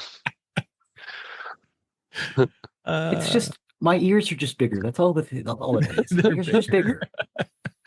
They hear more. But that was my piece for the nerdery side for our wife swap. I wanted to share that. I knew I wanted to do that one for a while. Nice. And so I put it together, and hopefully everybody goes out there and listens to it, see what they think about it. And do send me any comments you have on this. It's been really cool. I've been getting some good feedback from listeners as of late. Even a new one. I wanted to give him a shout out if he's still listening at this point in the show. Brian is a relatively new listener as well. I love the feedback. They've been giving me some suggestions for murder stories. Nice. that I can cover, some that I hadn't heard. I'm like, I need to cover that because I've now read it. So some really cool stuff. So send me any comments. Let me know what you thought of it. Any that you think I should have added on to the list. But the YouTube playlist will be out there. But definitely go and give these a listen. So awesome. I do have a comment to a listener that you said had a comment from the time I was on. And go ahead. And the band put out an appropriate T-shirt for this. Unfortunately, I never bought this T-shirt, but because I do have a lot of their other T-shirts. But they put out a T-shirt that says, "Yes, I love Stryper. Get over it." So this is in a comment. So this goes back once again to my friend Paul, who is one of our avid listeners. He listens every week without fail. He said he's a big podcast listener. He talks to me about it frequently. And ours is one of those. Y'all's show is one of those. Mike, he does listen to y'all's show as well. So he is a listener. But as Mike and I were watching the game, my Paul was pinging me off the side on some other stuff, and he said, "What is it? What was it?" He said, "Listening to Striper was Striper is like." like drinking non-alcoholic beer. Yeah. So I immediately let Ouch. Mike know about that and told. And I don't Paul, like non-alcoholic beer, by the way. but we do like our listener Paul, no matter what. So Yeah. Yes, we do. Keep listening. so awesome. Paul gets 2 drops in this episode. That'll be Whoop, enjoyable for him. But I had to say something. I had to say something. Yes, I love Striper. Going to go see them on November 4th. So I'm sorry. for their 40th anniversary tour. Awesome. So awesome. Thanks for sitting through that with me. So it's that time of the day. Zig, why don't you step over to the murdery side of the house? Oh, wait, let me say it. Oh, damn it. Wait, no, go ahead. No, it's ruined now. No, go ahead. Fine. Murder. Oh, nice. Can we pause? Yeah, hang on a sec. Let's pause for our studio audience. It's been a while. And they can all go to the bathroom and we'll be right back. Okay. All right, so we had to take a bio break for some of you that were out there. Didn't realize how long we had gone in my nerdery, which, of course, everybody is going to say was the best nerdery. So so there you go. Everybody? Sure, Sure. all my adoring fans out there, all my adoring fans. All right, Zig. So why don't you take us into a murder? Okay, we're actually going to talk about a massacre. So lots Okay. of murders. I got my information from the Zen Educational Project, the New York Times, and the Tulsa Historical Society. Today, we're going to talk about the Tulsa Massacre of 1921, also known as the Massacre of Black Wall Street. This has gotten some big airplay over the last few years. Yes. Because it's not, excuse me, it's not talked about. There's a lot of people that are very upset that it hasn't been included in history books. Mhm. That there's not a whole lot out there about it. So you're starting to see more and more people talk about. So I've been very aware of this one for a while. Yeah. But you're hearing more and more people talk about it. There's several podcasts out there that have covered this. Because I think everybody agrees this one is very important to get the word out on this one. I have a couple coming up, very similar, that they're not as heavily talked about and should be talked about. Yeah. I'm glad you're doing this one. I've kind of thought about this one for a while. And I'm sorry, I'm not meaning to take it over from you, but I've thought about this one for a while. I'm glad you're doing it. I have some others coming up just like this that need to be discussed more. So please go ahead. I'd like to start by giving a big shout out to Charlie, Ronnie, and Robert Wilson, along with other members of the band, the Gap Band. They're named after the massacre. Greenwood, Archer, and Pine are the 3 streets that were Black Wall Street. That's why the Gap Band from the 70s and 80s was always capital G, capital A, capital P, because it's for Greenwood, Archer, and Pine. So yeah, big shout out to those guys. I think Charlie's the only one that's still with us. So you got a little nerdery in your murdery. Yes. Yep. I always do. I'm uncomfortable with doing these, so that's why I try to go with. He is, and so some of you may have noticed it because let me take us back in time. Please. When Zig did his first murder, it was episode 10, and he covered the Setagaiwa murders. Did I pronounce that right? Setagaiwa? Yeah. And Zig did a very, very good job of covering it. That was a murder I'd actually had on my list, and I didn't do because he did it. But yeah, Zig is not as comfortable doing this as I am because I'm very dark and I have something twisted inside of me. I would just say you're more analytical, sir. We I was having dinner Friday night, and we met this new couple at our golf club that have been here for a while, and they're from Dallas Fort Worth. They were actually from Richardson, and they're down Oh, here. wow. So Okay. so we got to meet them, we got talking to them, and whatnot, and somehow, somewhere, the subject came up of true crime, and boy, it was for me. It was like, ding! Hey, I've got this Oh. podcast, and blah blah blah blah blah blah. And I Let me get talk about these grisly murders. and as I'm talking to the lady of this couple, the wife, she's like, you've got to cover this sometime. And I went, yep, done it. Oh, you've got to do this. Yep, done it. Got it. And all the ones she kept naming, I'm like, yeah, I've covered these on my show. And her husband was just sitting there watching us talk about it, and you could see the look in his eyes. The look in his eyes looking at me was, damn, this dude is dark. and Man, homie, a little fucked up. Well, and like I said, my fascination with it is the psychology behind it. The psychology behind a serial killer is immensely fascinating to me. Oh, yeah. Just disappearances and things like that. I'm very comfortable talking about this because I'm willing to put in the research, and let's put a fine point on it. I'm ready to spend a lot of my free time reading about some very dark shit because it fascinates me. Not because I want to be a murderer, not because I want to be a serial killer, because I'm sure I'm on somebody's radar by now. I hope you clear your cache frequently. The things that I research on my computer, because I think I don't remember if it was Mike or somebody else that I was telling, but I was like, you know what? If I were to guess, without even walking into my computer, into my office and look at my computer right now, I'm going to guarantee there's at least 6 tabs open on my computer of a different murder. This was the conversation we had when we were watching the football game. That's it. That's it. Yep. And it is, and it's sitting there because I look up so many different ones, and I'm on so many subscriptions of different ones because the stuff just fascinates me on some of these people. And there's some of these stories that I tell because the story needs to come out.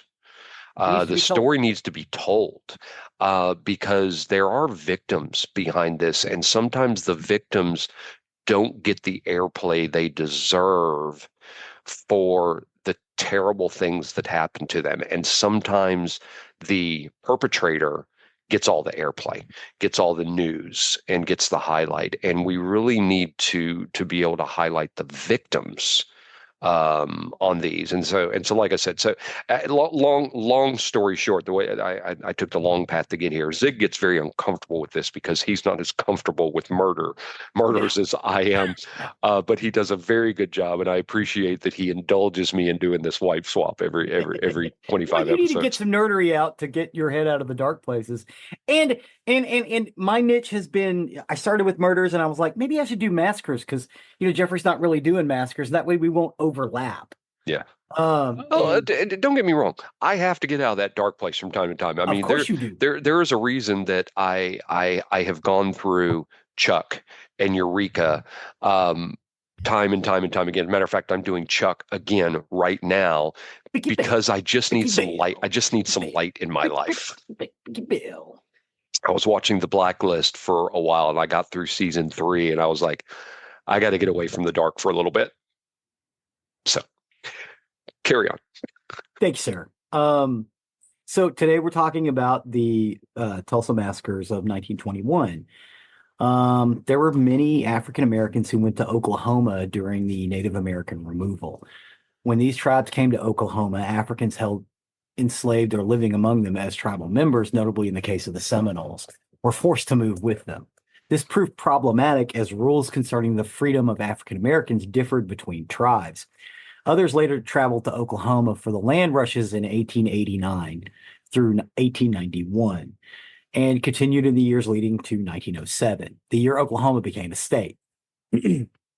Hoping that a majority of Black population could build a firewall against further extension of the system of racial degradation and segregation known as Jim Crow. Oklahoma represented the hope of change and provided a chance for African Americans to not only leave the lands of slavery, but oppose the harsh racism of their previous homes. They traveled to Oklahoma by wagons, horses, trains, and even on foot. Many of the settlers were relatives of the Native Americans who had traveled on foot with the 5 civilized tribes along the Trail of Tears. Others were then descendants of people who had fled to Indian territory. Many Black residents were also from the various Muskogee-speaking peoples, such as Creeks and Seminoles, while some had been adopted by the tribes after the Emancipation Proclamation. So basically, how it played out was after the Emancipation Proclamation or before, Oklahoma was Indian territory, so it was not governed by the U.S. government. So a lot of the slaves, particularly from here in Texas, it was quicker to get there than it was, especially if they were in the north, than it was to get to Mexico, and it was sure a hell of a lot quicker than getting to Canada. So they could get in there and they'd be safe because they didn't allow slave hunters up there. The only people who went up there were federal marshals, and they weren't looking for escaped slaves. They were looking for criminals. Hence, Bass Elder. Bass Elder was one of these people. The white residents of Tulsa refer to the area north of the Frisco Railroad tracks as Little Africa, Great Park Development, formerly known as Newhall Ranch. The success of Black-owned businesses there led Booker T. Washington to visit in 1905 and encourage residents to continue to build and cooperate amongst themselves, reinforcing what he called industrial capacity, and thus securing their ownership and independence. Washington highlighted that he had directed the creation of a 4,000-acre, totally Black-owned district on the edge of Tuskegee under the supervision of C.W. Green to model Washington's vision. It was named Greenwood and formally organized in 1901. The Tulsa community was formally organized the year after Washington's visit in 1906 with the name Greenwood. By 1921, it was home to about 10,000 Black residents. Greenwood Avenue in Tulsa was important because it ran north for over a mile from the Frisco Railroad yards. It was one of the few streets that did not cross through both. So it was basically a nice straight street, which was fairly uncommon in the early 20th century. Black and white neighborhoods, Greenwood was home to thriving Black commercial districts, whose many red brick buildings belonged to Black Americans and housed thriving businesses, including grocery stores, banks, libraries, and much more. One of the most affluent African American communities in the country, leading to the nickname Black Wall Street.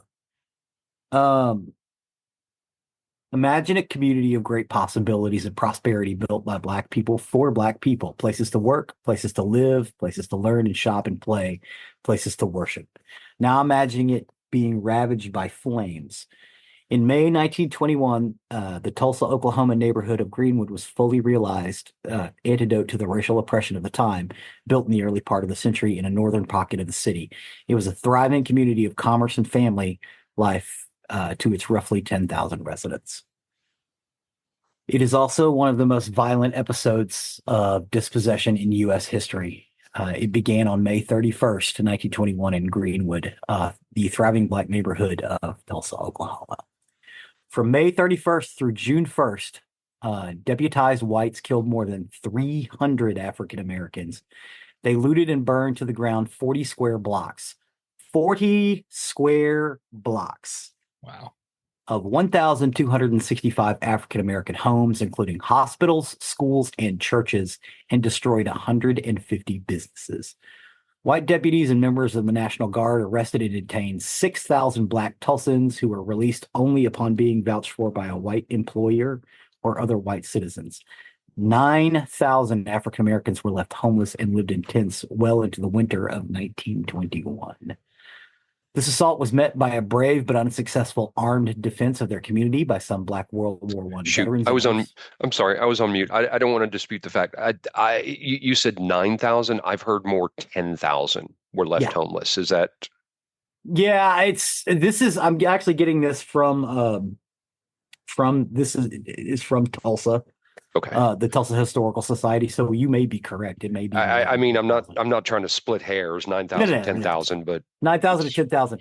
Well, and just a few years ago, they found a mass grave when they were building a bridge over a river.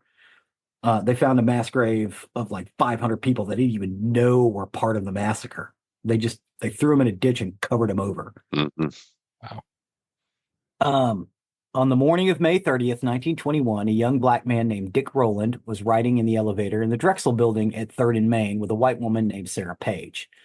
The details of what followed vary from person to person. Accounts of an incident circulated among the city's white community during the day and became more exaggerated with each telling.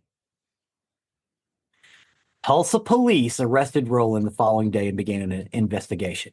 An inflammatory report in the May 31st edition of the Tulsa Tribune spurred a confrontation between black and white armed mobs around the courthouse, where the sheriff and his men had barricaded the top floor to protect Rowland.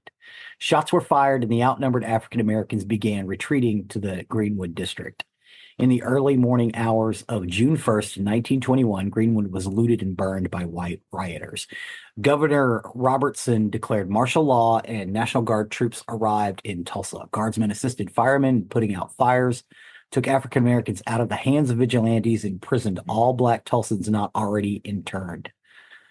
Over 6,000 people were held at the convention hall and fairgrounds, some for as long as 8 days. 24 hours after the violence erupted, it ceased. In the wake of the violence, 35 city blocks laid in charred ruins. More than 800 people were treated for injuries, and contemporary reports of deaths began at 36. Historians now believe as many as 300 people may have died. That number has gone up because they found 400 more bodies from that period recently, like within the last couple of years. Do you know what it was that spurred all this off, other than abject racism?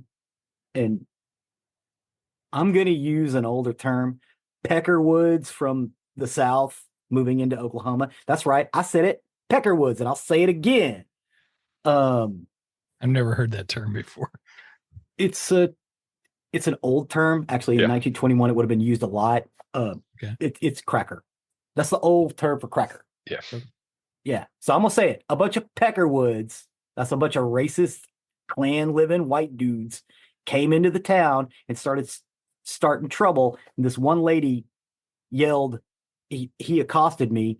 And to all accounts, they got into the elevator together, and there were other people on the elevator. The lady went up. He said, "Excuse me." She got off, and that's where this came about. One kid said, "Excuse me," to this full grown ass woman, and she freaked out. And so they took that as an opportunity to destroy the entire section of town. And Oral Roberts University now sits on part of Greenwood. Where this district is now part of Oral Roberts University. I think it was a land grab. That's been a theory for a long time. Dude, they took an airplane and were dropping bombs out of it. Took a crop duster, took off, it had little grenades, they were dropping them out. This part of American history, as I'd said earlier, has been very well hidden. Yes.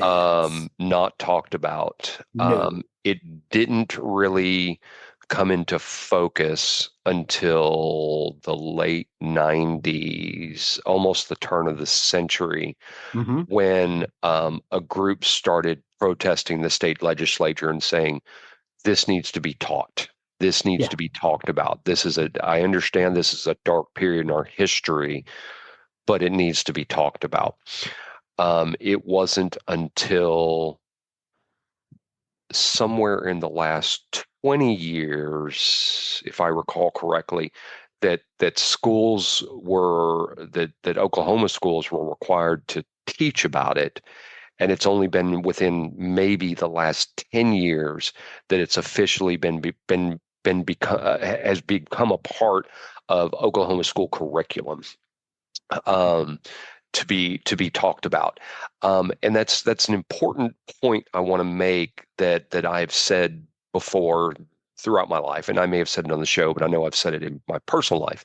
Is it doesn't matter what happened in history. It doesn't matter who did what and who did what to who, and when it happened. What's important is that we teach what happened and we learn our lesson from it. Because if you don't, history will repeat itself. So I think especially with the Tulsa Massacre, that's one of those things. It's important to teach it, regardless of what side was on the right, what side was on the wrong. It's very important to teach it so that we don't make the same mistake again. Sure. Because it can happen again. It can and will happen again if we don't talk about Sure. it. Sure, absolutely, absolutely, it can. And I'm sorry, Zig, I didn't mean to interrupt you on that. No, you're good. You're good. No, I'm with you. I get so again, as you said at the top of the segment, I get real uncomfortable about this sort of stuff, because it makes me angry and sad. Um, I'm not so much angry. I am angry and sad that it happened. It happened 100 years ago. Right. You know, um, I'm angry and sad is that people want to cover it up. My question is, why do they want to cover it up? Is it because they're embarrassed of grandpa?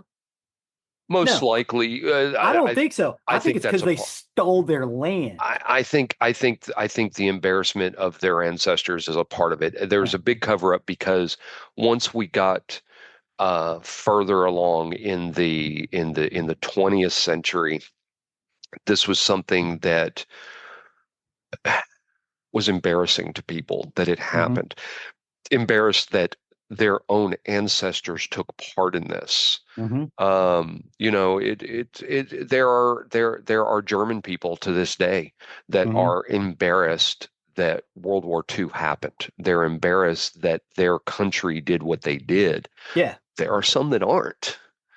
And there are some on those are the ones you got to teach the story about, because those are the ones you got to watch out for. Well, you have to be careful, and the same is going to fall through into Oklahoma today. You've got people who are embarrassed that it happened in their history, and then you have people who are not. They're not embarrassed at all, and they're glad it happened. And you've got both sides of those coin, of that coin out there. So I don't think it was taught for the longest time because it was an embarrassment. I don't think it was taught for a long time because I think there was enough of a popular opinion out there to say it didn't really happen. You see, I go back to Germany. There are people to this day that say that the Holocaust in Germany never happened, that it was all made up. You know, you've got the same people that say we never made it to the moon. The same people that say the earth is not round, it's flat. It's flat. You know. Yeah, I've noticed there's a lot of anti-Semitism in a lot of the conspiracy theories, which I don't understand. It's like, whoa, why are you anti-Judaism and your big proponent is the planet is flat? Oh, no. Why? Why do those two things connect? Oh, I understand the why. And that's coming up in a couple of episodes. Oh. Thank you. The why is because the information superhighway, the internet, is so huge, you are very easily able to capture the attention of an audience and get airplay quicker than you ever could before. You can get somebody's ear quicker than you ever could before. And once you do and get those bandwagoners that jump on top of your opinion, you can create a following very quickly. You can create a following very quickly to your ideals, and you can suddenly connect to all these people across the world that are suddenly like, yeah, that's what I've believed all this time. I didn't know somebody else thought that way. You've got Reddit, where Reddit is rampant with this. Reddit is rampant with people, with bandwagoners that jump on things. The only thing I look at Reddit anymore is basically our posts, and there's something from the city of Dallas. That's all I look at Reddit for. Well, there's good and bad with it. I have to use it on my personal computer. You can't use it for work, but I use Reddit for technical support because I will find a lot of things for technical support on Reddit. Because it's so rampant. That's what Reddit started out as. Yeah. But that's the answer to the why it's suddenly coming up and why the people are saying it is because you've got easy access to the entire world to get people on your side that are very like-minded. We've got what's the total count in the world right now? Is it 7 billion? 7.5. It's almost 8. 7.5 billion. Think about that. When you think about that number, here's how big a billion is, because a lot of people don't realize just how big a billion is. It takes you 37.1 years or 31.7, whichever that is, to live a billion seconds. That's how large that number is. Yeah, and a million seconds is like a week. Yeah. A billion is a massive, massive number. Massive. Look that up. It's like 31.7 years before you've lived a billion seconds. So think of that times 7. That's how many people there are in this world. And if you can get 1% of that behind you, it doesn't even a full percent. A percent of a percent. That's a lot of people. Right. You get the and suddenly you have a movement. You have a movement of people who are following you. And then there's other people that will follow just because they need something to follow. This is how cults come about. Yeah. Which I cover quite a bit. He covers cults. Yes. He covers cults, so I don't have to. And it's the same thing. With cults, it's the people that are like, you're shunned by society or you're shunned by this people. Come to us, come to me, because I will accept you for who you are, and I will make you greater than you have ever felt before. Make you feel greater than you've ever felt before. So that's where you get with something like this. This is something that was buried for a very long time because people were embarrassed about it. People didn't want to talk about it. They didn't want to believe it really happened, or didn't want to believe it happened the way it did, or didn't want people to think that the people that were involved in it were really involved, or that they really did it. But it was now 1921. We have film and pictures. Yeah. But you've got people now, you have people now who are willing to teach it. You have people now who are willing to tell the story as it is and be okay with the fact that, yeah, it really happened. It really sucked. And this was terrible, a horrific tragedy, but it needs to be talked about. Oh, yeah. Oh, yeah. And honestly, recompense needs to be addressed, because they, for whatever reason, yes, they robbed them of their lives. I'm gonna give you $10. I'm gonna give you $10 for that word, by the way. Recompense. Yeah. They stole their shit, and these people deserve at least that shit back, and their descendants, because it was their shit. Regardless of anything else, they stole it, and it needs to be paid back, because they just up and burned all their houses down, destroyed all their businesses, paved over it, and started building other shit in its place, like with no deed. I still don't know how they got away with it, other than I guess the local judges were in on it. There's a theory on that. There's a theory that local law enforcement and judges were in on it. There's a lot of theories that surround that. A lot of Southern Peckerwoods. I'll keep saying it. I'm bringing it back. Wow. Peckerwood. Boy, you threw me there. Threw my train of thought. Completely derailed me. Sorry, babe. I don't know that recompense will ever happen. No. It's never happened for the Civil War. No. For the slaves that were promised their 40 acres and a mule. Yeah. That's never come to full fruition. There's never been any to the Indians, what we did to the Indian nations, the various Indian nations. There's been no recompense for that either. So I don't think there will ever be any reparations made for that. But what has to happen, and I've kind of gone circular in my argument here. What has to happen is we have to keep talking about this stuff. We have to keep it out there. At the very least. Yeah. Don't hide it, because it's going to come out again. It was 1921. We have film and pictures of it happening. Right. Silent, because back then, yes, they had recording equipment in 1921, but it was separate from the camera. So they're all silent films, even though it was after talkies came out. You know what they could do is they could put a good instrumental to those. Oh Lord. God. Yes, they could. Yes, they could. You looped that back. I'm a full circle back to the top of the show. You sexy motherfucker, you. But Awesome. that is about it for our nerdery or our murdery. Sorry. And our guest Awesome. host. Thank you again, Mike. Yes, thank you very much, Mike. I appreciate it. And Zig, thank you for that story. Like I said, I appreciate you telling that story because again, that's one that needs to be told. As are a lot of the stories that I tell. I tell them because they need to be told. Get that information out there. It's not. It is for entertainment, but it's not all solely for entertainment. It's to get that information out there, get people aware of this kind of stuff.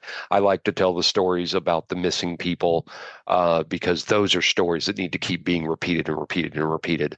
You know, you've got some people in this day and age, especially that have disappeared. How in the world did they disappear and they've never been seen again? That one Right. just boggles my mind when they haven't found a body ever. How does somebody just disappear? I've told so many of those stories, and it's just phenomenal. But no, Zig, thank you very much. I appreciate you telling these kind of stories. I really do. I really do. Thank you, sir. And I do thank Mike again for joining us. Mike has been such a good friend to us. We love his show. I often have to listen to Mike's show multiple times because I'll sometimes boot it on while I'm working, and I'll get really involved in what I was doing, and then I suddenly hear something that Mike or Steven have said. I'm like, wait, what? Okay, now I got to back up. Nice, thank you. Well, You thanks bet. for having me on. I mean, I got to geek out about football. Yes. And two, I got to geek out about music, and Steven won't let me do that on our show. So, Aw. Babe, you can come geek out anytime. We got a new one coming up here about some albums. You should listen to them. They're in the playlist. okay. Yes, we do, and it's funny. So, because Zig completely forgot that we've already done the DC indie scene. In the DC indie scene, which is a two-parter, and I appreciate the research Zig does on this kind of stuff.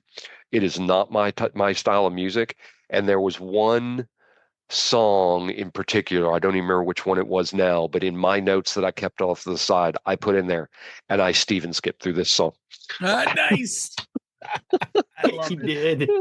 Mike's He did. counterpart. And we had to explain what Yes. Steven skipping was. Yes, I explained it at our show. Yeah. So Steven got some traction on the show on that one. We've had Steven on before as well, but Mike likes to join us from time to time when we Yes, have I a do. particular topic that interests him. So do give them a listen. They are at twogeeksandamicrophone.com. Two Geeks and a Microphone you can find on most of your podcast platforms. I'll let Mike go ahead and give his stab for his show. Yeah, it's Two Geeks and a Microphone, like Jeff said. That's the number 2, GEEKS. Oh, senor, it is the letter two. Yeah, the letter, the letter to .com, and you can go there and you can find us and get any information from us. Also, Steven normally does this stuff, so also go to Facebook, give us a like on Facebook, and follow us over on YouTube. We're gonna give the bell a tickle, and you'll know every time we go live. And if you like what you hear on their show, if you get to the end of their show and have nothing else to listen to, also subscribe to their Ko-fi. You can get some extra stuff on there. It's awesome. They have had some good stuff on there as well, as well as some really fun stuff on their Ko-fi page. So yeah, you get to hear a preview of our new Halloween game that we just premiered actually today. Yeah. No. So that came out, and I got my email because I am a Ko-fi subscriber. And I got my email. Great. I got my email that they had a song out there. So I'm like, oh, cool. And I clicked on the link, and it said, "You need permission for this." And I just sent them a message. I said, "Let me in." I thought it was, "Damn it, let me." Damn it, May let have been. me in. May have been. Good That stuff. I'm there. going to blame that one on Steven. That's his fault. That's awesome. So again, thank you for coming on. We appreciate you joining us. Thanks, boss. Thank you for having me. That is the end of our recording week. It takes, you can find more about us on nerdery.com. That's our hub. That's our website where you can find everything about us. You'll find pictures from this episode as well as videos, links from what we've talked about, and links to our YouTube page, which Zig so often updates. That's right. And in this episode, every single one of those link songs are in there, as well as the ones we've talked about after Geoffrey's list. So I do believe that you named that video Geoffrey's most awesome top 10 list ever. Top 10 rock instrumentals? No, but I can rename it that. No, if you want. No, it's fine. It's fine. On our website, you could also find the link to our merchandise page, which if you wish to show off your Nerdery Murdery fandom, please do consider something from there. That, along with the link to our Patreon, where if you wish to become a patron, help donate to the costs that are associated with going this that go on with keeping this show on the air. It does cost to keep us uploaded and website and all the storage of everything. I mean, there's all kinds of stuff, as Mike can tell you, that goes into keeping a podcast. It's not cheap. So we do ask that anybody that wants to be a fan to consider becoming a patron. We appreciate each and every one of you. Please and thank you. Please and thank you. And last but not least, please don't forget to leave a 5-star review wherever you can. It really helps us and helps others find the content that we may be talking about. So with that, for this week, I have been Geoffrey with your Nerdery. I've been Mike with 2 Geeks and a Microphone. And I'm Zig with your Murdery. Cue the music.